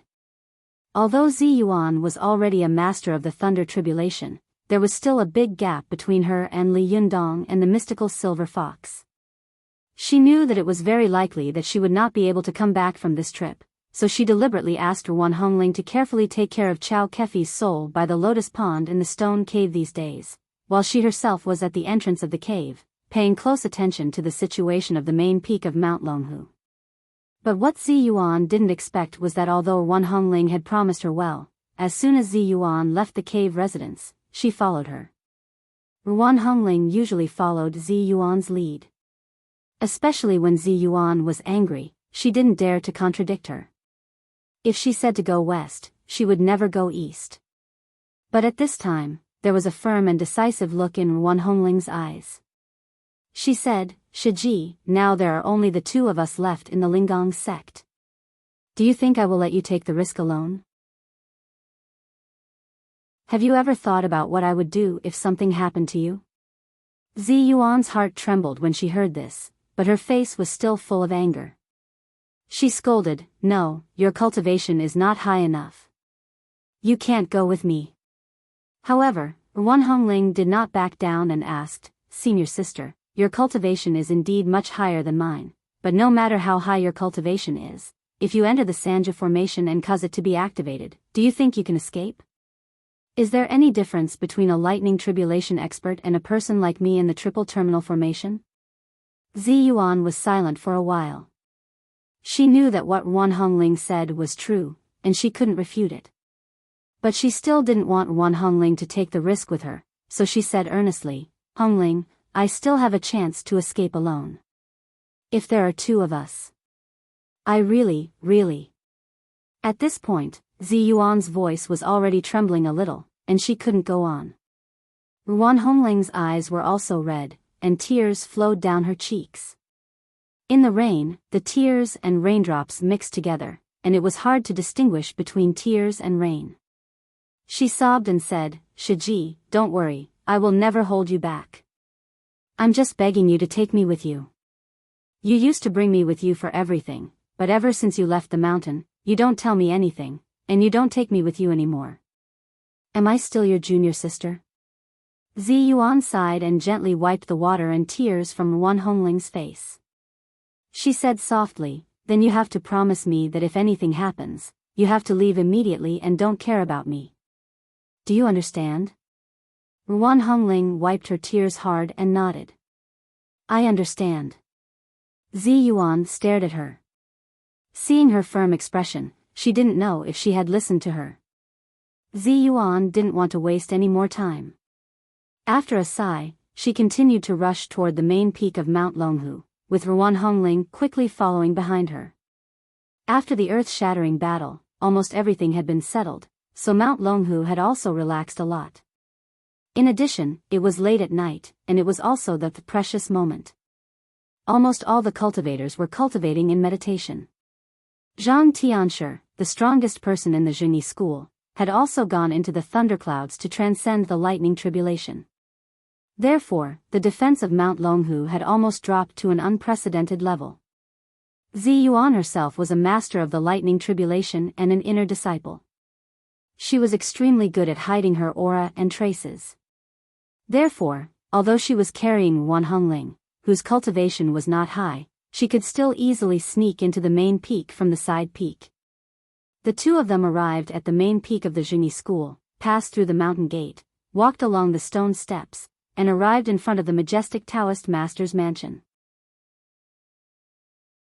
At this time, there were only two middle-aged Taoist priests on duty in front of the gate. Under the cover of the goddess Nyan seal, Zi Yuan and Wan Hongling carefully passed under their noses. After passing through the main hall of the Taoist master's mansion, they walked nervously and vigilantly to the back hall. After walking for a while, they saw that the courtyard around them was getting darker and darker, and it was frighteningly quiet. Wan Hongling looked around and saw that the night was as thick as ink. No matter how hard she looked, she couldn't see where they were going to hide the elixir. Wan Hongling couldn't help but send a voice transmission to Zi Yuan, saying, "Shiji, do you know where the elixir is hidden?" Zi Yuan also looked around and then said, "If I'm not wrong, we should be able to guess where the elixir is hidden according to the density of the spiritual qi around us." Wan Hongling said, "The place with the densest spiritual qi should be the Sanja formation, right?" Zi Yuan nodded and said, "Yes, the Sanja formation is very powerful. If there are no powerful magical weapons and cultivators with strong spiritual qi guarding it, there will definitely be amazing murderous intent and spiritual power soaring into the sky, triggering all kinds of strange phenomena. Therefore, we only need to follow the direction with the densest spiritual qi." Wan Hongling nodded and continued to follow Zi Yuan carefully, not saying anything more. After observing for a while, Zi Yuan closed her eyes slightly and the yang spirit in her body went out. In an instant, it turned into countless extremely tiny spots of light and spread in all directions. Not long after, these spots of light quickly gathered from all directions and formed Zi Yuan's yang spirit again. Soon, Zi Yuan's yang spirit entered her body. She opened her eyes and said, "I see. Follow me." Zi Yuan leaped up and quickly went into the depths of the back hall. After passing through a series of palaces and wing rooms, they finally arrived at the cliff at the back of the main peak of Mount Longhu. Zi Yuan stood at the edge of the cliff and looked down. It was dark at the bottom of the mountain, like the mouth of a giant beast. It was extremely terrifying. Wan Hongling also stretched out her head to take a look and couldn't help but say in surprise, "Shiji, are you sure it's here? There's no way out." Ziyuan thought for a moment and said, "Come down with me." After that, she leaped up and flew down the cliff. Ruan Hongling also flew over. The two of them slowly descended along the steep cliff, carefully looking around with the help of the lightning from time to time. Soon, Ziyuan found that there was a talisman carved on the cliff in front of her. Her heart skipped a beat and she immediately looked to the side. Sure enough, there were other talismans carved regularly not far away. Ziyuan immediately turned her wrist, and a beating cyan flame appeared in her palm, illuminating the surroundings. She used the light of the flame to take a closer look and saw that the talismans were gathering in one place from all directions. They were getting closer and closer, and the closer they were to the center, the denser they were. She immediately flew toward the center of the talismans. As soon as she flew over, she saw a huge stone beast standing on the cliff. It was an azure dragon entrenched in a ball. Ziyuan was stunned. Soon, she looked at the other side of the diagonal. Her body moved and she flew to a place more than 100 meters away. Sure enough, she found the same scene. In the surrounding talisman matrix, there was a stone beast standing in it.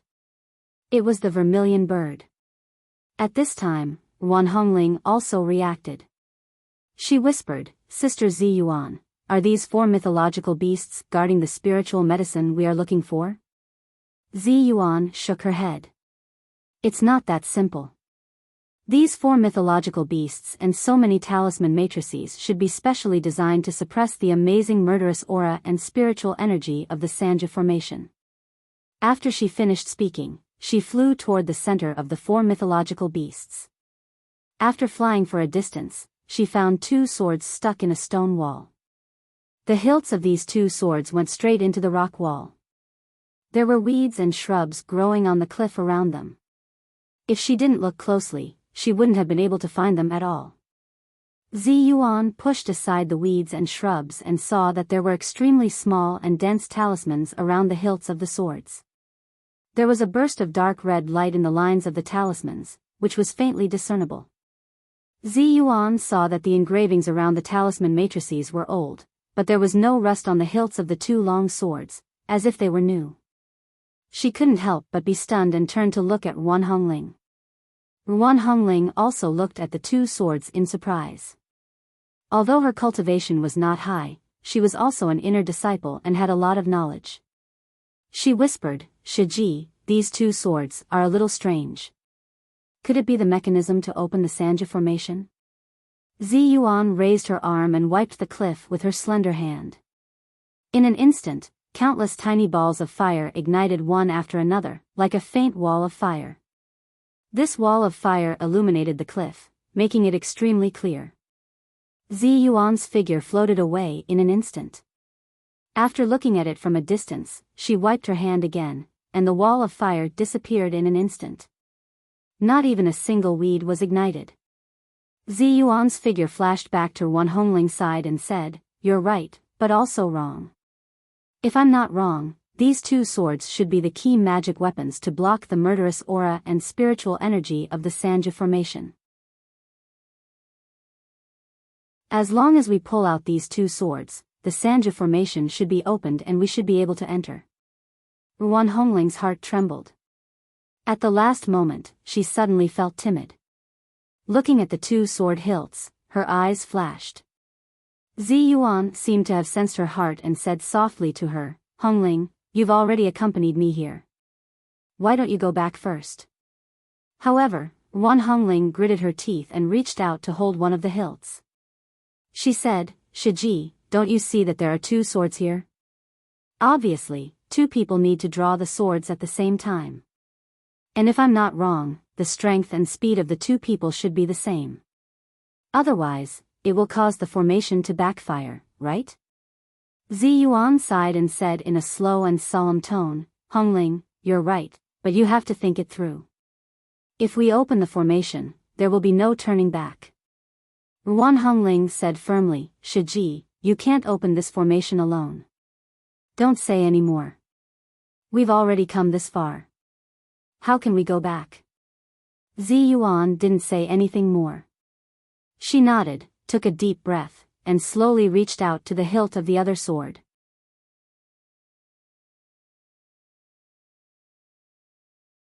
Chapter 941. Zi Yuan and Ruan Hongling stretched out their hands at the same time and held the hilt of the sword on the cliff. In an instant, light patterns appeared on the hilt of the sword, and the cliff began to tremble violently, and stones rustled down.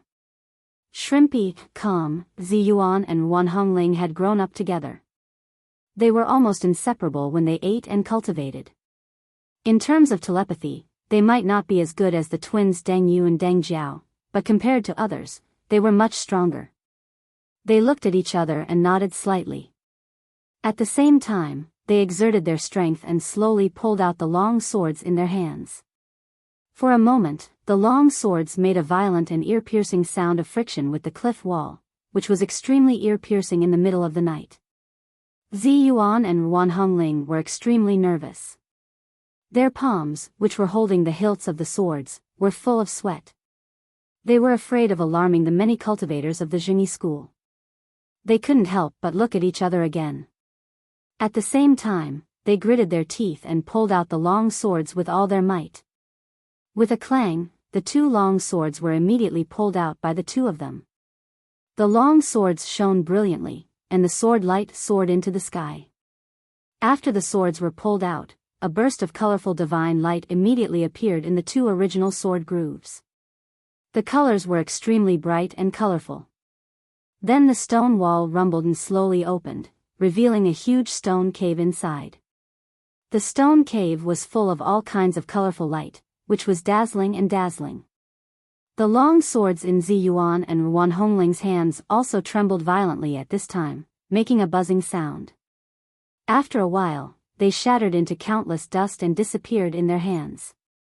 Zi Yuan and Ruan Hongling looked at their hands in surprise. After looking at each other nervously, Zi Yuan bit her lip and said, "Hongling, wait outside. I'll go in and have a look." She moved and flew into the stone cave. However, as soon as she flew in, she saw Ruan Hongling following her. Zi Yuan couldn't help but want to scold her, but when she saw the incomparably firm look between Ruan Hongling's eyebrows, her heart trembled and she couldn't help but sigh. Without saying anything more, she turned around and rushed inside. When the two of them entered the cave, they saw that both sides of the cave were filled with grooves that had been chiseled out. Within the grooves, there were densely packed spirit tablets and talismans. On the ground, there were many long swords that were stabbed into the ground one after another. Some of the swords didn't even have a hilt, some of the swords were half exposed, some of the swords were rusted, and some of the swords had a bone-piercing cold light. Zi Yuan and Ruan Hongling took a closer look and were shocked. They recognized that many of the long swords here had been used by the previous leaders of the Jingyi school. Although they knew that they were in an extremely dangerous magic formation, they still couldn't help but widen their eyes and stand still. They looked at these swords in astonishment. Ruan Hongling pointed to the sword closest to her and said, "Isn't this Qingyun, the personal sword of Zhang Ku, the 35th generation ancestor of our Jingyi school, Celestial Master Zhang?"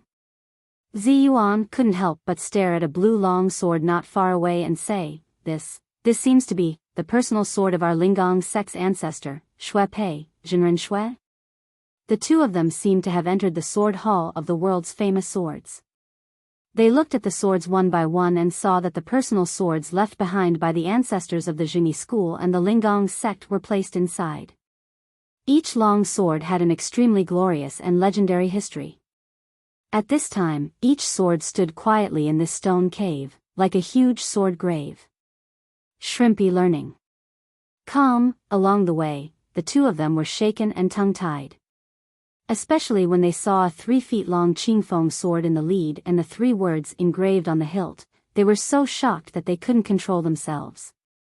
The Dragon Tiger Cloud Spring Sword? This is the sword of ancestor Zhang Daoling. Ruan Hongling couldn't help but exclaim. She couldn't believe her eyes. This sword has been passed down to this day. Why didn't I know? Zi Yuan said solemnly, "It seems that before the ancestors ascended, they would place their personal magic treasures and swords here. In the long run, they formed an extremely powerful force. The Zhenyi school used this force to rebuild the Sanji formation. Ruan Hongling withdrew her shocked gaze and looked forward again. She was shocked again. She stretched out her hand and said in a trembling voice, "Shiji, look." Zi Yuan saw that at the end of the sword tunnel was a large stone room. From a distance, she could see that there was an extremely strong seven-colored light flowing inside. The light that had overflowed from the mouth of the stone cave had come from here. This light was extremely dense, as if seven-colored paint had been splashed into a ball and mixed together. It couldn't be disintegrated, but it didn't fuse with each other. It just slowly twisted and flowed, emitting an extremely dazzling light. Within this ball of light was a medicinal pot that was suspended in the air. This medicinal pot was shaped like a gourd, but it was completely dark green and slightly transparent. Even from afar, one could vaguely see that there was a fireball-like ball hidden within. Zi Yuan only took a look at the medicine pot, and her pupils immediately widened. She couldn't help but tremble all over. Is this Guhong's powerful magic weapon? The heaven and earth pot? Ruan Hongling couldn't help but be ecstatic. She pulled Zi Yuan's arm excitedly and said loudly, "Shiji, it's the heaven and earth pot. This is the heaven and earth pot." In the 5th volume of the Legend of the Immortals, Guhong had recorded his two powerful magic weapons. One was the hemp jade pole, and the other was the heaven and earth pot. This powerful magic weapon not only had the ability to create 1,000 worlds out of thin air like the purple gold luo jade plate, but it was also the personal magic weapon used by Guhong, the founder of the Danding sect, for alchemy. In the Chinese cultivation world, when it came to alchemy magic weapons, the heaven and earth pot and the medicine king tripod would be mentioned. The former was the personal magic weapon of the founder of the Danding sect, and the latter was the personal magic weapon of Sun Simiao, the king of medicine. The effects of the two were extremely amazing, and it was hard to tell which was better. Zi Yuan saw that the heaven and earth pot had been carefully preserved in the Sanja formation, and there were clearly visible elixirs in it. It was obvious that the elixirs were secretly being refined by the Zhenyi school. Combined with the psalms left by Wang Yuanshan, Zi Yuan immediately concluded that this must be the elixir that could bring people back to life. Thinking of this, Zi Yuan did not hesitate. With a leap, she arrived in front of the heaven and earth kettle.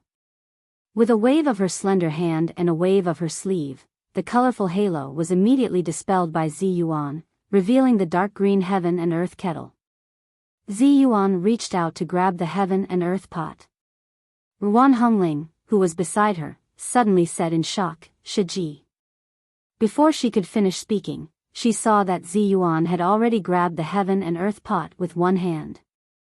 As soon as her hand touched the green medicine pot, suddenly there was a loud clanging sound around her. In the passage where she had come in before, countless personal swords left by the ancestors of the Zhenyi school and the Linggong sect floated up and pointed at Zi Yuan from afar.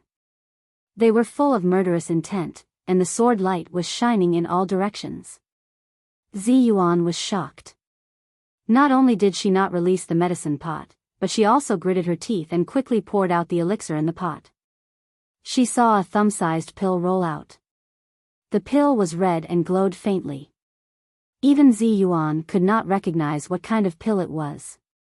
But now she was just trying to make a Hail Mary. She couldn't care less. With a flip of her wrist, she held the pill in her palm, and then shouted at Ruan Hongling, "Hongling, go." But as soon as she finished speaking, she saw countless magic swords around her rushing toward Zi Yuan. These were the personal swords used by the leaders of the Zhenyi school and the Linggong sect. Each of them could be called a divine weapon. Their power was not much inferior to that of the Bahuang sword. With so many swords attacking together, the momentum was really too terrifying. Before she got close, all the hair on Zi Yuan's body stood on end. Her heart trembled, and with a thought, the 9th heaven Zi Yuan's silk appeared in front of her in an instant, wrapping her tightly. Although the 9th heaven Zi Yuan's silk was an extremely powerful divine weapon, compared with so many magic swords, it was obviously weak. It was difficult for 2 fists to fight against 4 hands. In addition, the cave was full of magic spells, talismans, and many magic swords formed the Sanju formation. Therefore, as soon as the 2 came into contact, the 9th heaven Zi Yuan's silk immediately collapsed and was instantly torn into countless pieces. Zi Yuan's face changed drastically, and she looked extremely frightened. She saw that the magic swords had surrounded her so tightly that not even a drop of water could escape.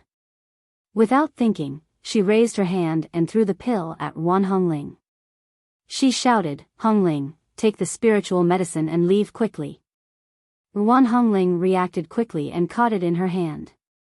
She looked at Zi Yuan, whose body was almost covered by the dense magic swords, in horror and shouted, "Shiji, what are you going to do?"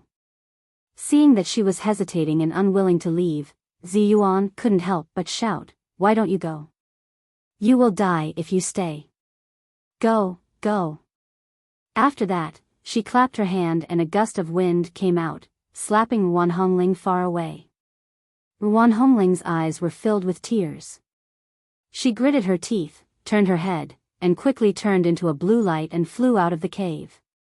When Zi Yuan saw her leave, her tense heart relaxed in an instant. A smile slowly appeared on her face, and she was relieved and relieved. She raised her head, as if she wanted to see the distant sky through the thick top of the cave, and also wanted to see the person she cared about in the deep and boundless sky. At this moment, the magic swords around Zi Yuan slowly shrank back, layer by layer, circle by circle, like waves, layers upon layers, or like a bow that was being drawn. In the next second, thousands of arrows would be shot at the same time, instantly tearing this ethereal fairy into pieces. However, Zi Yuan seemed to be unable to see these magic swords and magic weapons around her. Suddenly, scenes flashed before her eyes. It was clearly the little things that she and Li Yundong had met. When the 2 of them were driving together in Tibet, they didn't know whether to laugh or cry. They were busy in the kitchen, and they were trapped in the immortal tying rope together.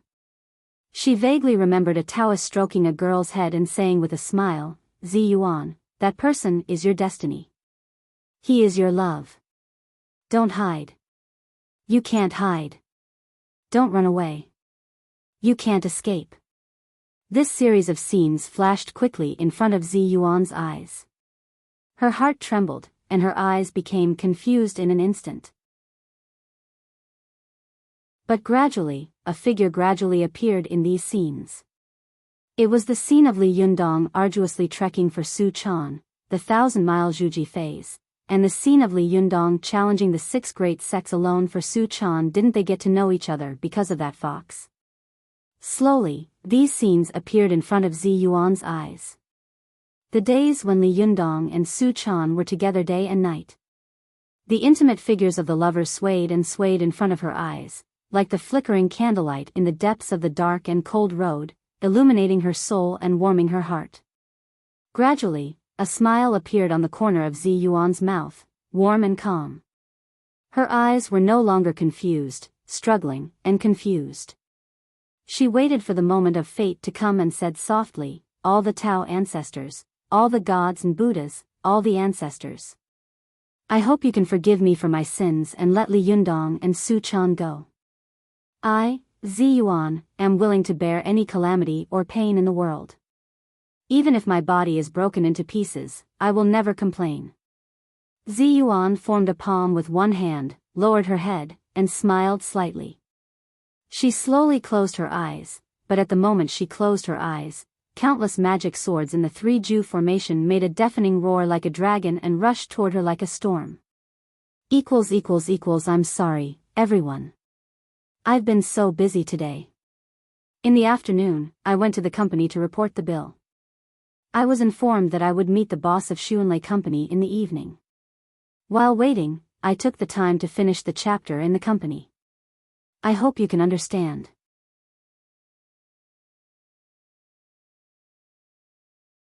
Chapter 942. Rumble. Lightning flashed all over Mount Longhu, and thunder rumbled. Flashes of golden light could be seen faintly in the thunderclouds. In a side room in the back hall of the Taoist master mansion, Deng Yu and Deng Jiao were sitting cross-legged and meditating. Although the two of them were not great masters, their cultivation potential could be said to be rare in the world because they had reforged their bodies and souls with lotus seeds and lotus hearts in the lotus pond of the Linggong sect. In addition, the two of them were chosen to be the sword spirits of the three ultimate formation, and they themselves had the power to mobilize the three ultimate formation. Therefore, as long as their strength increased a little, the three ultimate formation would amplify their power in the formation. At this time, they were meditating with their eyes closed, absorbing the spiritual chi of heaven and earth leaked from the heavenly thunder in the awakening thunderstorm. Suddenly, their hearts skipped a beat, as if something heavy had stabbed them in the chest. They opened their eyes at the same time. Deng Yu's eyes widened, and she couldn't help but look in the direction of the Sanja formation. "Sister, it seems that there is something wrong with the Sanja formation." Deng Jiao didn't like to talk much, so she said briefly, "Let's go and have a look." The two charming twins immediately leaped out. As soon as they leaped out of the door, they saw a faint seven-colored divine light coming from the direction of the three extremes formation. The two of them looked at each other and were shocked. They immediately ran toward the three extremes formation. The farther they were from the Sanja formation, the weaker they were. However, the closer they were to the Sanja formation, the stronger they were. At first, they could only run quickly. Although their speed was extremely fast, it was only a little faster than ordinary people. Compared with a young spirit master like Zhang Lufang, they were much worse. However, the closer they got to the Sanja formation, the faster they moved, and the more vigorous the chi flowing in their bodies became. It was like a pot of water, more and more tumbling and boiling. When they came to the cliff at the back of the mountain, their bodies were flowing with amazing cyan light. With a stomp of their feet, they immediately jumped more than 10 meters away, as if they were gliding. Deng Yu and Deng Jiao looked at the cliff and saw a figure turning into a blue light and flashing out of the cave. The two of them were shocked, and Deng Yu blurted out, "Someone has entered the array." After the two of them were rescued, they had been living in the Zhengyi school. Zhang Ling had taught them how to control and operate the Sanja formation. At this time, their minds and divine senses were closely connected with the Sanja formation. The moment they grabbed the hilt of the sword, they had already felt that something was wrong. When they arrived, they happened to see Wan Hongling escaping from the Sanja formation with the spiritual medicine. Although Deng Yu and Deng Jiao were the masters of the three extremes great formation, the two of them lacked experience in fights of magical powers. Suddenly encountering such a situation, they did not know what to do. Should they chase after him, or should they enter the array to investigate?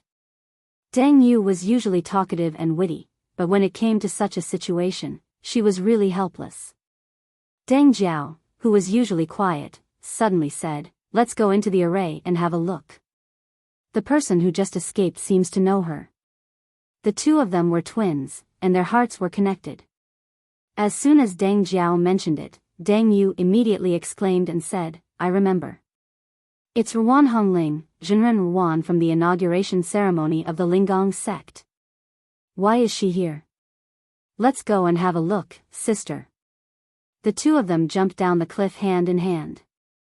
Although they were wearing dark blue Taoist robes, the loose clothes almost completely covered their graceful bodies. When they fell, the strong wind surged, making their sleeves flutter wildly.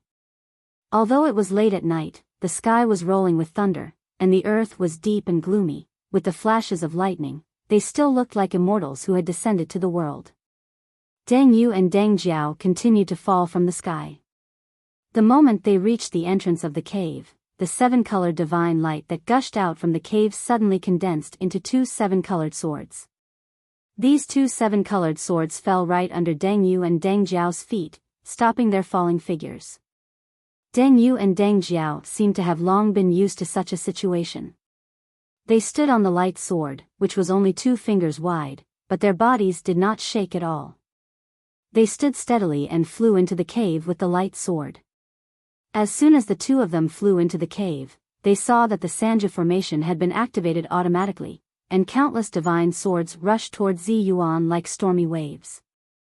Deng Yu and Deng Jiao took a closer look and were shocked. They knew Zi Yuan, not only at the inauguration ceremony, but also at school. Especially when Zi Yuan and Li Yundong had acted in The Legend of Sword and Fairy on the stage together, Zi Yuan's immortal aura had left a deep impression on them. Although the two of them didn't know that it was Zi Yuan and Wan Hongling who had saved them and helped them rebuild their bodies, they knew that Zi Yuan and Li Yundong were very close friends. The two of them were almost inseparable, day and night. For the sake of Zi Yuan, Li Yundong had fought at the inauguration ceremony. This matter had spread throughout the cultivation world, and it could be said that everyone knew about it. Deng Yu and Deng Jiao had a very deep love and reverence for Li Yundong. Naturally, they also had a very deep affection for Zi Yuan. When they saw that Zi Yuan was about to die in the Sanja formation, they were shocked and shouted in unison, "Stop!" The two of them were the sword spirits of the Sanja formation, and they were connected with the power of the formation and the magic weapons. Therefore, as soon as their minds moved, the divine swords that were flying out immediately stopped in midair. The edges of the swords that were closest to Zi Yuan had almost pierced her skin, causing a trace of red blood to ooze out of her delicate skin. When Zi Yuan heard this voice, her heart skipped a beat and she opened her eyes slightly. At a glance, she saw Deng Yu and Deng Jiao standing on a colorful light sword. Their figures were outstanding. She couldn't help but be stunned and blurted out, "You." Deng Yu also looked at Zi Yuan in bewilderment and asked, "Jinren Zi Yuan, why are you here?" As she spoke, she couldn't help but glance at the heaven and earth kettle next to her. She was stunned and vaguely felt that something was wrong. At this time, a few people suddenly flew in from the stone cave. The leader was dressed in a Taoist robe. Although his appearance was ordinary, there was a cinnabar dot between his eyebrows and a majestic appearance. It was Zhang Ling. Zhang Ling saw Zi Yuan at a glance, and then she saw the empty heaven and earth kettle. She immediately trembled all over and shouted angrily, "Zi Yuan, how dare you trespass into the forbidden area of Mount Longhu and steal the sun and moon flowing elixir? Are you crazy? Where is the elixir? Hand it over." The sun and moon flowing elixir? Zi Yuan's face was as calm as a lake. She smiled slightly, lowered her eyes, and said in a low voice, "I don't have the elixir, but I have a life." Zi Yuan was familiar with many cultivation classics of both Buddhism and Taoism. When she heard Zhang Ling's words, she immediately realized that the elixir she had asked Wan Hongling to take away was the magical elixir known as the reversal of the sun and moon, the flowing of the universe, the living eat the dead, and the dead eat the living. The earliest source of this elixir came from the book, The Deed of Understanding of the Book of Changes, written by Wei Boyang of the Eastern Han Dynasty. This book was the earliest systematic work on refining external elixirs in the Chinese cultivation world and even in the world. It was known as the Group of Elixir Scriptures and the King of Eternal Elixir Scriptures. This book detailed the refining method of external elixir. After several works, such as Textual Research on the Deed of Understanding of the Book of Changes, annotated by Zhu Shi, a Confucian master of the Song dynasty, Qin Weiwei, a famous Taoist priest of the Song dynasty, and Exertion of the Deed of Understanding of the Book of Changes, annotated by Yu Yan, a Taoist priest of the Yuan dynasty, the alchemy skills of the external alchemy sect had reached the pinnacle. Among them, the sun and moon flowing elixir was a magical elixir created by the founder of the Zhengyi sect according to these classics. The effect of this elixir was to reverse the universe and reverse life and death. Its magic was indescribable. After Zhang Tianshi and the others of the Zhengyi sect learned that the cultivation world was about to face a great calamity more than a decade ago, they had been preparing to deal with it. Not only had they prepared the absolute love extinguishing formation, but they had also prepared the Sanja formation and this sun and moon flowing elixir. This was in case Zhang Tianshi, the sect master of the Zhengyi sect, was unfortunately taken advantage of by the devil path before he achieved the Tao. At that time, if there was still a disciple of the Zhengyi sect, he could use this elixir to save Zhang Tianshi, so that the incense of the Zhengyi sect would not be extinguished. It could be said that such an elixir was of great significance to the Zhengyi sect. It was comparable to a powerful magical weapon of the sect, but it had been stolen by Zi Yuan. But the most hateful thing was that Zi Yuan, a fairy who was usually otherworldly and elegant, had suddenly stolen the elixir that the Zhengyi sect had secretly cultivated for many years. Now, she had even said such a shameless thing. Zhang Ling was so angry that she jumped up and down. Zhang Ling was trembling all over. She pointed at Zi Yuan and was so angry that she couldn't speak clearly. You, good. Zi Yuan, there was a way to heaven, but you didn't take it. There was no door to hell, but you still came. This time, you've caused too much trouble. Zhou Ping, who was following behind Zhang Ling, glanced at Zi Yuan. She saw that Zi Yuan was unusually calm, as if she was completely unaware of the countless swords surrounding her. She also didn't notice that the blade of the god of death was on her neck, ferocious and cold. She just stood there lightly, the hem of her dress gently swaying on the ground. She was like a rosy cloud, unruffled and calm, as if everything in this world had nothing to do with her. It was as if she had already attained the Tao. Her calmness revealed an unusually strong power. This power had nothing to do with spiritual power or Zhenqi. It was just the power produced by the transcendent bearing of a person who had put life and death aside. This kind of power made Zhou Ping's heart tremble. It was as if she had met this beautiful, elegant, and otherworldly woman for the first time. Since Zhang Tianhe was no longer infatuated with Zi Yuan and became closer to Zhou Ping, her jealousy of Zi Yuan had weakened a lot. At this time, when she saw her, she felt the same way. It was as if she had touched and understood Zi Yuan's inner world. She understood the infatuation of what is love in the world. It is only called life and death. Zhou Ping couldn't help but say to Zhang Ling, "Master, why don't we leave this to sect leader?" Zhang Ling said angrily, "T, sect leader is undergoing thunder retribution now. Zi Yuan has betrayed the sect. I want to remove her from Mount Longhu and revoke her right to inherit the position of sect leader of Lingang sect." Deng Yu and Deng Jiao secretly breathed a sigh of relief when they heard this. They were afraid that Zhang Ling would get angry and ask them to kill Zi Yuan on the spot in the Sanja formation. If that was the case, they really didn't know what to do. But not long after they were happy, they heard Zhang Ling shout angrily, "Deng Yu, Deng Jiao. Seal the Sanja formation and lock Zi Yuan in it. She will never be released." Deng Yu and Deng Jiao were shocked. Deng Yu couldn't help but exclaim, "Master." Zhang Ling glared at the two of them. "Are you going to disobey your master's orders?" Although Deng Yu and Deng Jiao were outstanding in this formation, their cultivation quotients had all been taught by Zhang Ling. Therefore, they respected and feared Zhang Ling.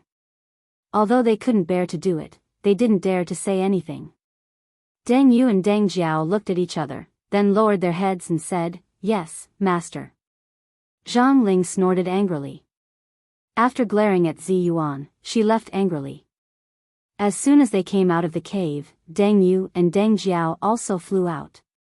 The two of them turned their heads and helplessly looked at Zi Yuan, whose figure was faintly discernible in the cave. They sighed in their hearts and silently recited the incantation. Suddenly, there was a rumbling sound from the cliff, and the surrounding rocks surged like a wave toward the entrance of the cave. In a short while, the entrance was tightly sealed, leaving no trace. The original entrance of the cave was covered with layers of rocks and dense bushes. No one could see that a beautiful fairy was sealed inside.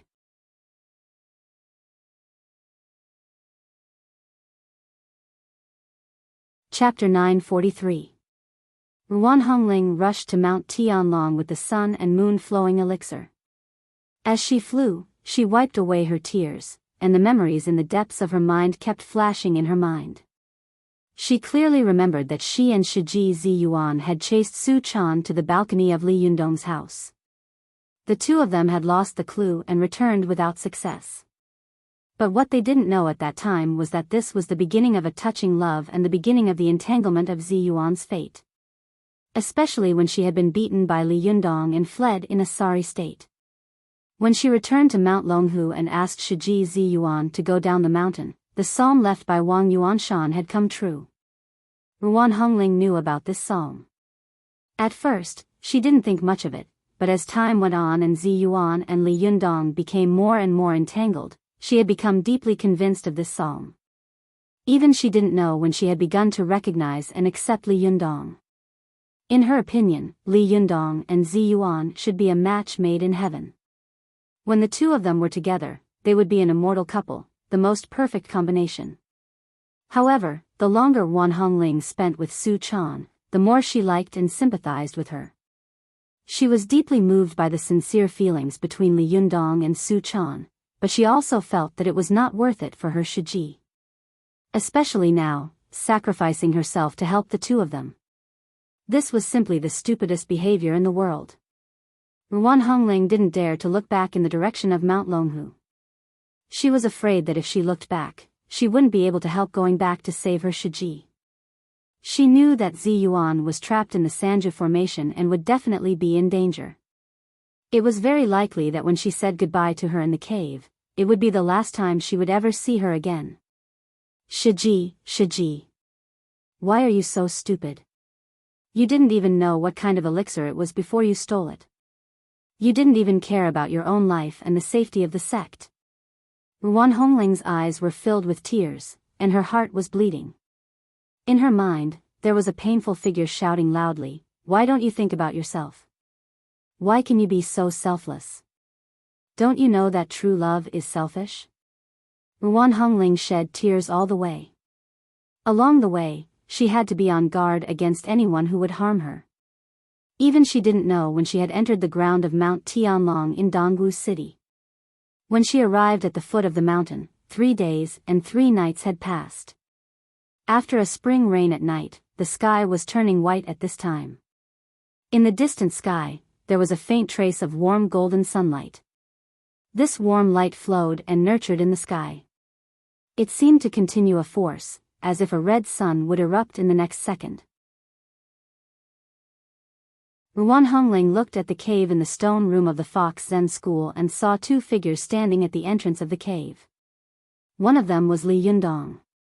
At this time, Li Yundong was standing motionless at the entrance of the stone cave, his face facing the east. His eyes were closed, and his expression was calm and peaceful. The morning sun shone on his face, making it seem as if it was plated with a thin layer of golden gauze. It made his skin look crystal clear and even more delicate than when he was alive. There was a faint smile on the corner of his mouth, as if he would wake up in the next second and once again laugh and play with the people around him. There was another person next to Li Yundong. It was Su Chan. At this time, Su Chan was holding a clean hot towel in her hand. She carefully washed Li Yundong's face and then wiped his exposed skin. Her movements were slow and gentle, like a gentle and careful wife, for fear that if she used a little more strength, she would hurt her husband. After Su Chan finished wiping Li Yundong's body, she stood by and looked at Li Yundong in a daze. Her eyes did not blink, as if she was a clay figurine in meditation. There was no sadness on the little girl's face.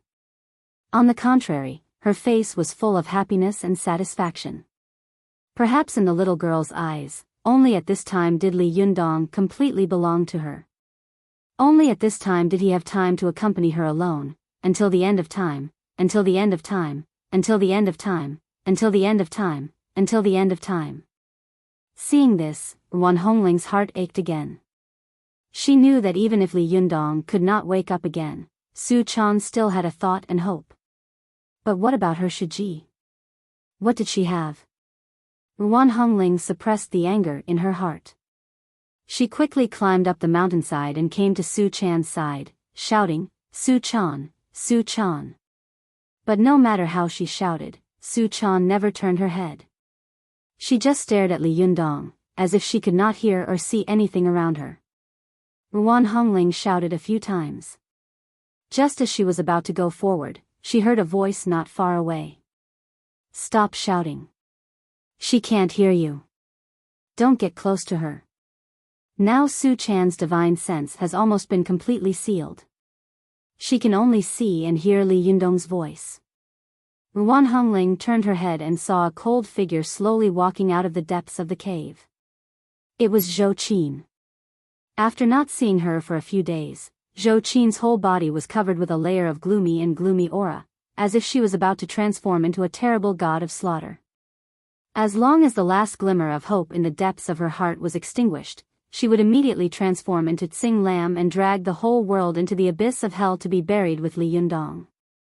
Zhou Qin's face was as cold as frost, and there seemed to be a cyan fire dancing in her eyes. Her eyes were piercingly cold. Only when her eyes fell on Li Yundong did her bone-chilling gaze reveal a slight warmth. Under her gaze, Ruan Hongling suddenly felt as if she was in the ice river of hell, and she couldn't help shivering. After Zhou Qin finished speaking, she glanced at Ruan Hongling faintly and said, "It's already the third day. Su Chan hasn't eaten, drank, slept, or left. What do you want from her? Where's Ziyuan? Has she found a way?" At this time, Ruan Hongling opened her palm, revealing a pill spinning in her palm. Zhou Qin looked at it and saw that the pill was red, emitting a soft light. Her eyes suddenly widened and she asked in surprise, "What is this?" Ruan Hongling suddenly thought of her Shiji, whose life and death were unknown. She held back the tears that were about to burst out of her eyes and said, "This is the elixir that Shiji asked me to bring back. It should be able to save Li Yundong." Zhou Qin was ecstatic. She rushed to Ruan Hongling like a gust of wind, snatched the elixir from her hand, held it in her hand against the sun, and looked at it carefully. Zhou Qin said in a trembling voice, "What kind of elixir is this? Can it save master?" Ruan Hongling smiled sadly and said, "I don't know. If you don't believe me, then give the elixir back to me. I'll take it." Before she could finish her sentence, she saw Zhou Qin suddenly retract her hand and quickly rush toward Li Yundong. Zhou Qin was now almost desperate. She quickly stuffed the elixir into Li Yundong's mouth with the idea of making a desperate attempt. As soon as the elixir entered Li Yundong's mouth, it immediately melted and turned into liquid, flowing down the corner of his mouth. Su Chan, who was standing to one side, saw this. She picked up the handkerchief in her hand and gently wiped the corner of Li Yundong's mouth. Then, she still looked at Li Yundong with gentle and satisfied eyes, as if she hadn't seen Zhou Qin's actions at all. Zhou Qin looked at Li Yundong nervously, but after staring at him for a long time, she didn't see any reaction from him. The hope in her eyes became fainter and fainter, and the original ecstasy on her face froze little by little, replaced by deep disappointment. But she didn't notice that under Li Yundong's feet, strands of extremely fine black hair were wriggling rapidly, spreading out at an astonishing speed. After a long time, Zhou Qin couldn't help but let out a long sigh when she saw that there was no change in Li Yundong's body. The eyes in her eyes became colder than before. She didn't look at Ruan Hongling anymore, turned around, and slowly walked into the stone cave. But just as she took a few steps, she suddenly heard Su Chan exclaim, "Yundong, Yundong, he's awake, he's awake." Zhou Qin was shocked. She immediately turned around and rushed to Li Yundong's side. Ruan Hongling also widened her eyes and looked at Li Yundong. The two of them saw that Li Yundong's expression was the same as before, and they couldn't help but be very disappointed. Zhou Qin couldn't help but ask, "Su Chan, how did you know that master had woken up?" At this time, Su Chan seemed to have come to her senses a little. She could recognize Zhou Qin and Ruan Hongling. She stared at Li Yundong and said in a daze, "I saw it. I just saw his eyelashes twitch." Zhou Qin and Ruan Hongling were skeptical. They just stared at Li Yundong without blinking. They could only see the golden crow rising, crossing the sky, and then landing on the other side. After the sky was replaced by a bright jade rabbit, they gave up. Only Su Chan was still looking at Li Yundong with infatuation. She muttered, "I saw it, I did see it." Zhou Qin closed her eyes in pain and didn't dare to look anymore. Ruan Hongling also stood there in a daze. She didn't know why Li Yundong still couldn't wake up, nor did she know that if this elixir couldn't save Li Yundong, then what was the point of everything Zi Yuan had done? At this time, Su Chan turned her head, smiled at them, and said, "You don't have to worry. Yundong will definitely wake up again. He will definitely wake up again. I'm going to take him home. When he gets home, he will definitely wake up." Zhou Qin and Ruan Hongling heard Su Chan's voice as if she was talking in her sleep, and they couldn't help feeling very sad. In their opinion, Su Chan's deep love had made her lose her mind, so she had said these words. Zhou Qin bit her lip and finally turned to enter the stone cave. After entering the stone cave, she sat down cross-legged in the stone room. Her eyes flashed, crazy and ferocious. At this time, she once again made up her mind. She wanted to improve her cultivation spiritual energy as quickly as possible, become the strongest cultivator in the world as quickly as possible, and then let all the cultivators in the world who had forced her master be buried with her. Ruan Hongling stood there in a daze. She stared blankly at Zhou Qin's figure disappearing into the dark and deep stone cave. But when she turned her face again, she saw that Su Chan had already flown up with Li Yundong in the direction of Tiannan City. After a while, they turned into a blue light and disappeared. For a moment, only Ruan Hongling was left standing alone at the entrance of the cave of Mount Tianlong. She looked around and saw that the night was dark and the moon was shining brightly. A gust of wind blew, and her figure was sad. She couldn't see her Shiji in front of her, and she couldn't see Li Yundong, who she had been with day and night. In an instant, Ruan Hongling felt incomparable fear and despair. She couldn't help but burst into tears.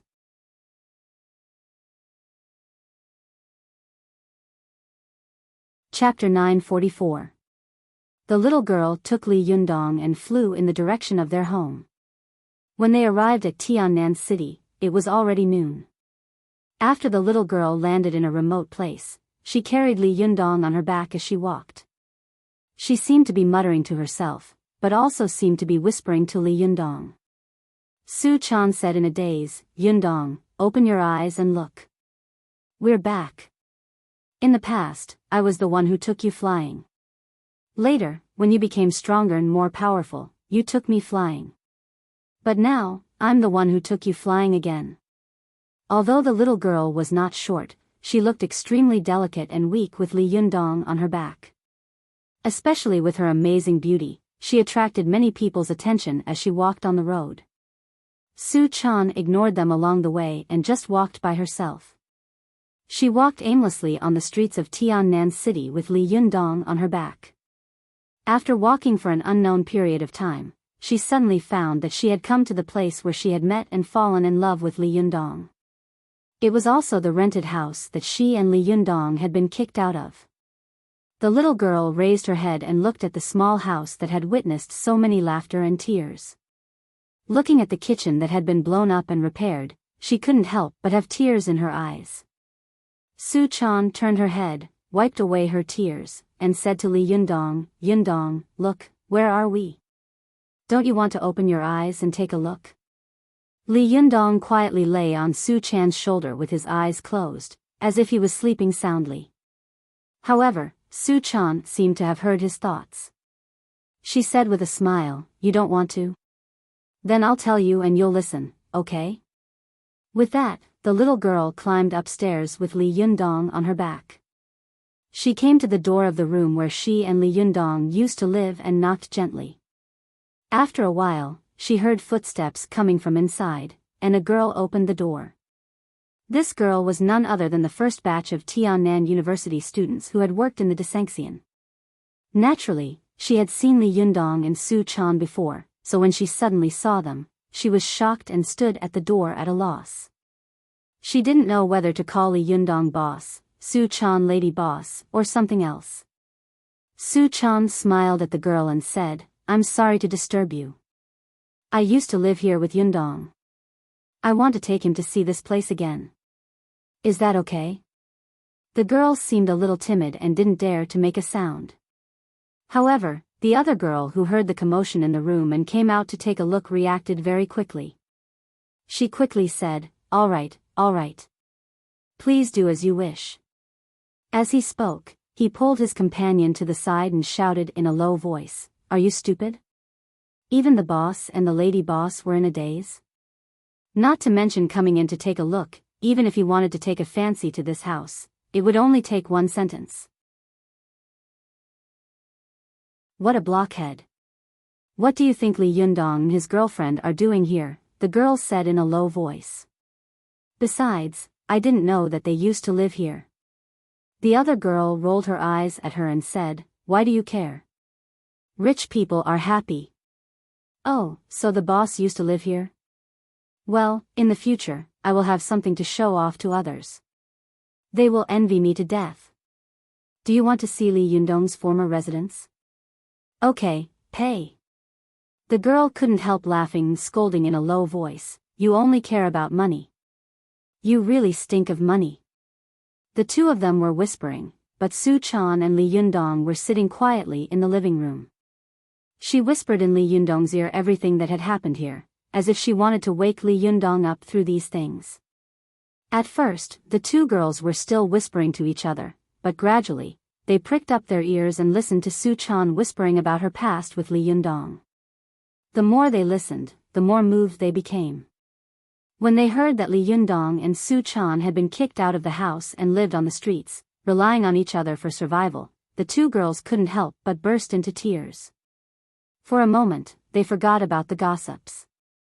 After Su Chan told Li Yundong all these things in detail, she saw that he was still sitting next to her calmly with his eyes closed, motionless. She said, Yundong, you haven't heard enough, have you? Then I'll take you to other places, okay?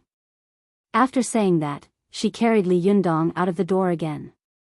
She didn't say goodbye to the two girls and just went on her own. The two girls seemed to be enchanted.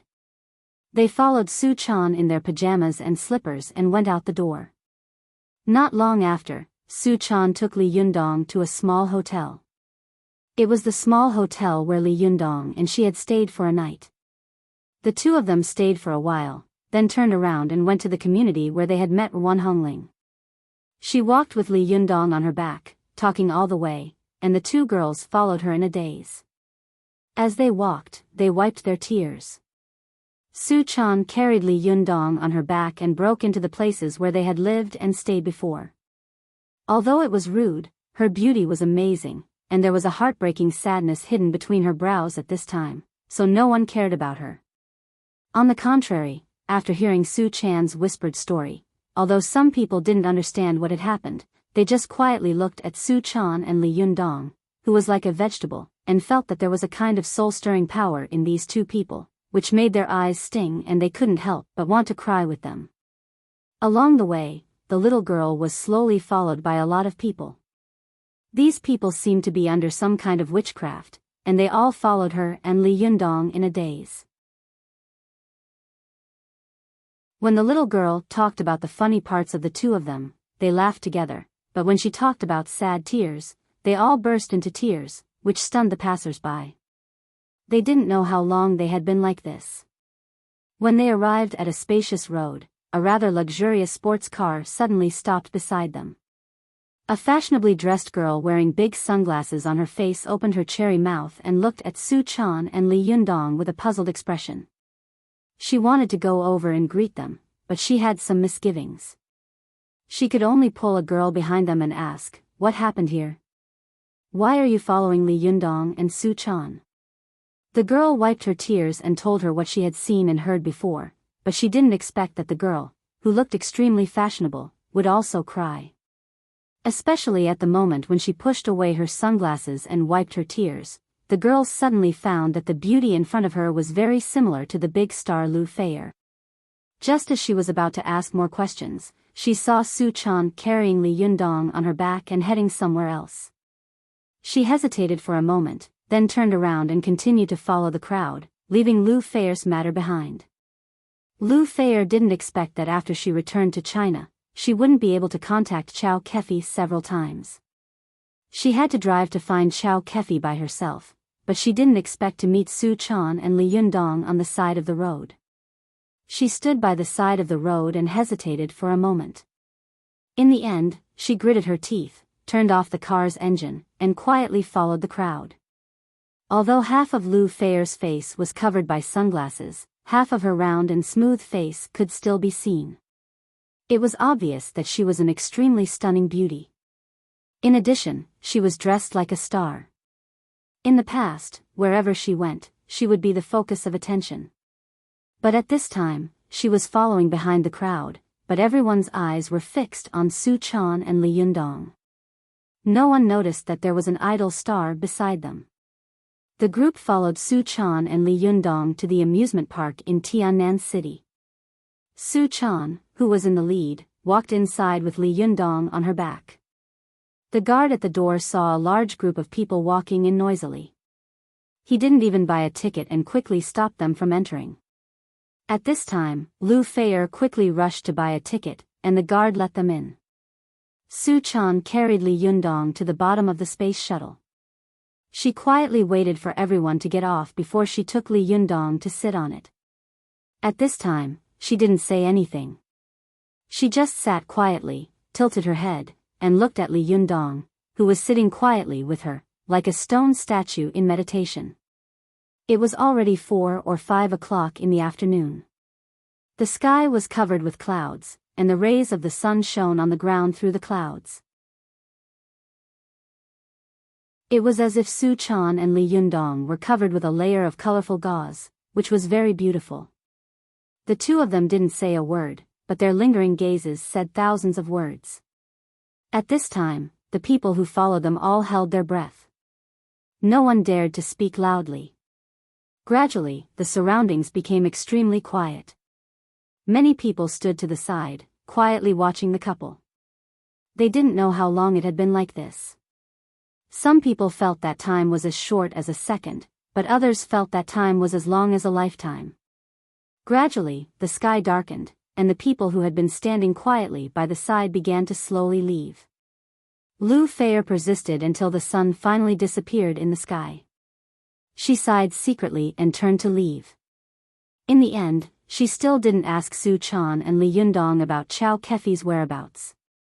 After everyone left one by one, Su Chan and Li Yundong's figures were gradually covered by the night. The little girl sat on the chair and looked at Li Yundong in a daze.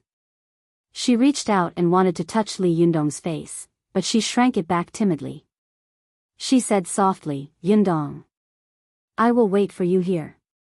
No matter when you wake up, I will wait for you, just like my master waited for Wang Yuanshan." As the little girl spoke, 2 lines of tears slowly flowed down her face.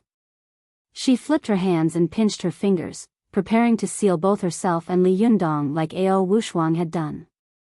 She knew that only in this way could Li Yundong's body not rot, and only in this way could she stay with Li Yundong forever until the end of the world. But just as Su Chan was about to do something, the wind and clouds between heaven and earth began to move. In the night, thick clouds slowly drifted over from the far east, and an invisible force surged towards Su Chan from all directions. Tiny golden spots of light quickly drilled into Li Yundong's body. Su Chan didn't notice anything. Just as she was about to recite the incantation, she suddenly heard a very familiar and gentle voice next to her. "If you turn us all into stone. What if someone carves words on our bodies? What will we do? What if we grow grass and worms on our bodies?" Su Chan's body trembled. She turned her face in disbelief. The expression on her face seemed to be about to laugh or cry. She opened her eyes wide and stared at the man beside her, who was looking at her with a smile on his face. If it wasn't Li Yundong, then who was it?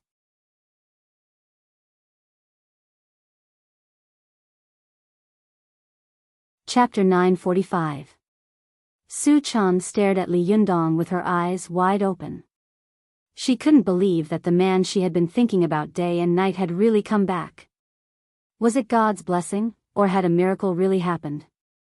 Su Chan didn't know, and she didn't have time to think about it. At this time, she only felt that her heart was about to explode with joy, and every pore on her body was trembling with ecstasy. Her smile was like a flower, but the tears in her eyes couldn't stop flowing. Su Chan wiped away her tears and reached out to touch Li Yundong's cheek. She said in a trembling voice, "Yundong, is it really you? Did she really see you again?" Li Yundong looked at the little girl lovingly, reached out, held Su Chan's soft hand, and said softly, "Silly, it's me. You're not mistaken."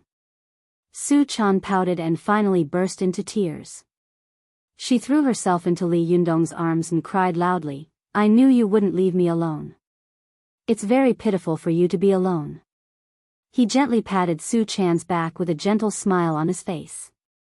He carefully wiped away the crystal tears on Su Chan's cheeks, as if the person in front of him was a fragile porcelain doll, and if he used a little more strength, the porcelain doll would shatter. Li Yundong said with a smile, "Don't be silly. I've already said that no matter what you become, I won't abandon you, right? Am I a man of my word?" How could Su Chan still say anything? At this time, she was already crying and laughing, and she could only nod vigorously. At this time, Li Yundong looked around and found that he was actually in the amusement park of Tiannan City. He couldn't help but be stunned and asked curiously, "Why am I here? What happened after that?" Su Chan wiped her tears and told her what had happened after Li Yundong's death. However, she had been in a state of completely sealing off her divine sense for a period of time.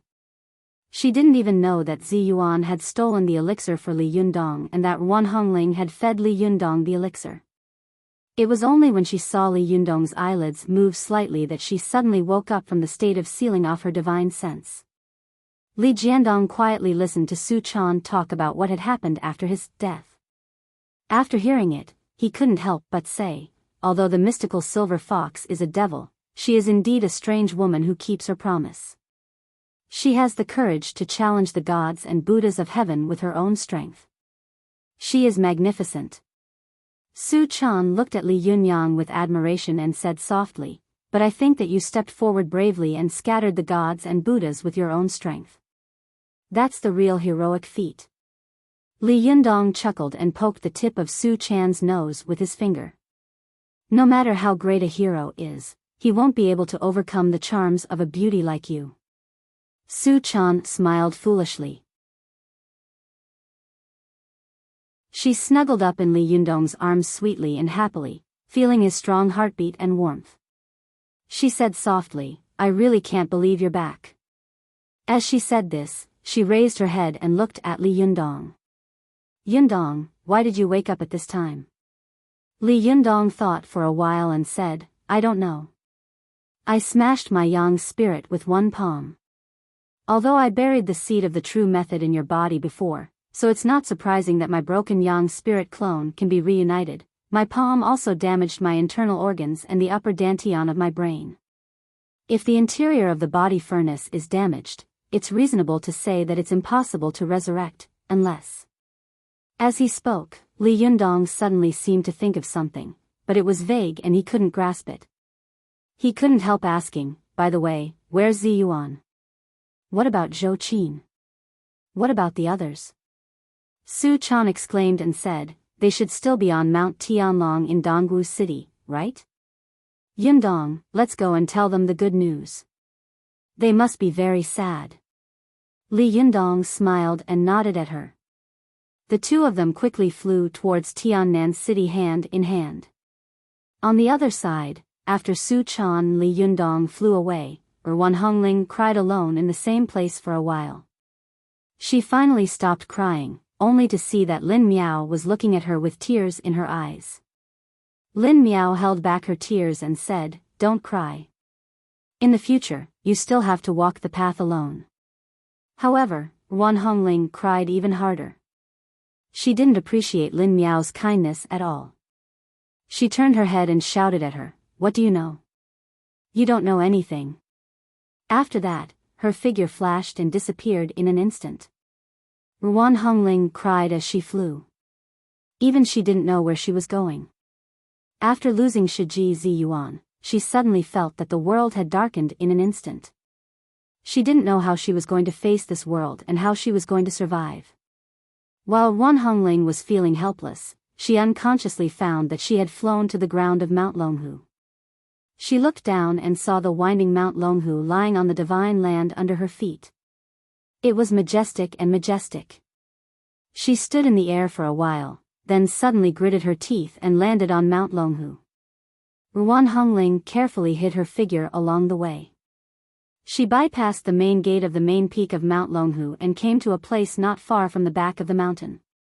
She looked up at the place where the Sanja formation had been, only to see that the cliff was overgrown with bushes and rocks. There was no sign of the formation at all. She couldn't help but be shocked. She became more and more nervous and flustered, and her imagination ran wild. Ruan Hongling was about to fly out when she suddenly heard a rustling sound next to her. She was immediately shocked and shrank back, hiding in the bushes, holding her breath and looking calmly. She saw a beautiful little Taoist nun walking slowly on the mountain path. This little Taoist nun was as beautiful as the moon and as beautiful as a flower. It was Zhang Lufang. Zhang Lufang had been punished to patrol the mountain because of her previous mistakes. At this time, she was patrolling around the mountain with one of her Shixiang, but unexpectedly, her Shixiang had to go to the toilet halfway, so she had to leave first with a look of disgust. But Zhang Lufang didn't expect that under the eyes of the main peak of Mount Longhu, she would meet Wan Hongling, who had broken into the Sanja formation and quietly returned after escaping. Zhang Lufang only felt a flash of a figure next to her and a strong wind. She subconsciously leaned to one side, only to see a red light flash in front of her. A tassel-like red handkerchief stood horizontally in front of her. The edge of the handkerchief was like a blade, and it was placed on her neck, making her hair stand on end. Zhang Lufang was so scared that she was about to scream, but she heard Ruan Hongling's voice coming from behind her. "Tell me, where is my Shiji Ziyuan? What did you do to her?" Only then did Zhang Lufang realize that the person behind her was Ruan Hongling. Although her cultivation was higher than Ruan Hongling's, it wasn't much higher. In particular, Ruan Hongling had a powerful magical weapon in her hand that was not inferior to the 9th heaven Ziyuan silk. In addition, it was a sneak attack, so she was hit without any suspense and was forced to fight back by Ruan Hongling. After Zhang Lufang recognized the person, she calmed down a little and said in surprise, "Ruan Hongling? Why are you back again? Didn't you say that you had run away? Where is the sun and moon flowing elixir?" Ruan Hongling gritted her teeth and said murderously, "Don't talk nonsense. Where is my Shiji? What did you do to her? Is she dead or alive now?" Ruan Hongling's murderous intent rose in her heart. As long as Zhang Lufang said the news of Ziyuan's death, she would immediately kill Zhang Lufang in front of her. Fortunately, Zhang Lufang pointed at the cliff of the main peak with a pale face and said quickly, "Jinren Ziyuan is sealed in the Sanja formation. But I don't know whether she's dead or alive now." Ruan Hongling turned her head to look, and her heart was filled with grief and anger. The killing intent in her eyes couldn't help but grow stronger. When Zhang Lufang saw this, her heart suddenly skipped a beat. She quickly said, "Don't worry. Although Jinren Ziyuan is trapped in the formation, her spiritual power is profound. I think she should be fine for a while. Why don't we find someone else and see if we can rescue her?" Ruan Hongling's body shook slightly, and the murderous intent in her eyes suddenly dissipated a lot. She looked at Zhang Lufang doubtfully and asked, "Are you willing to rescue my Shiji?" As she said this, her eyes suddenly became fierce again.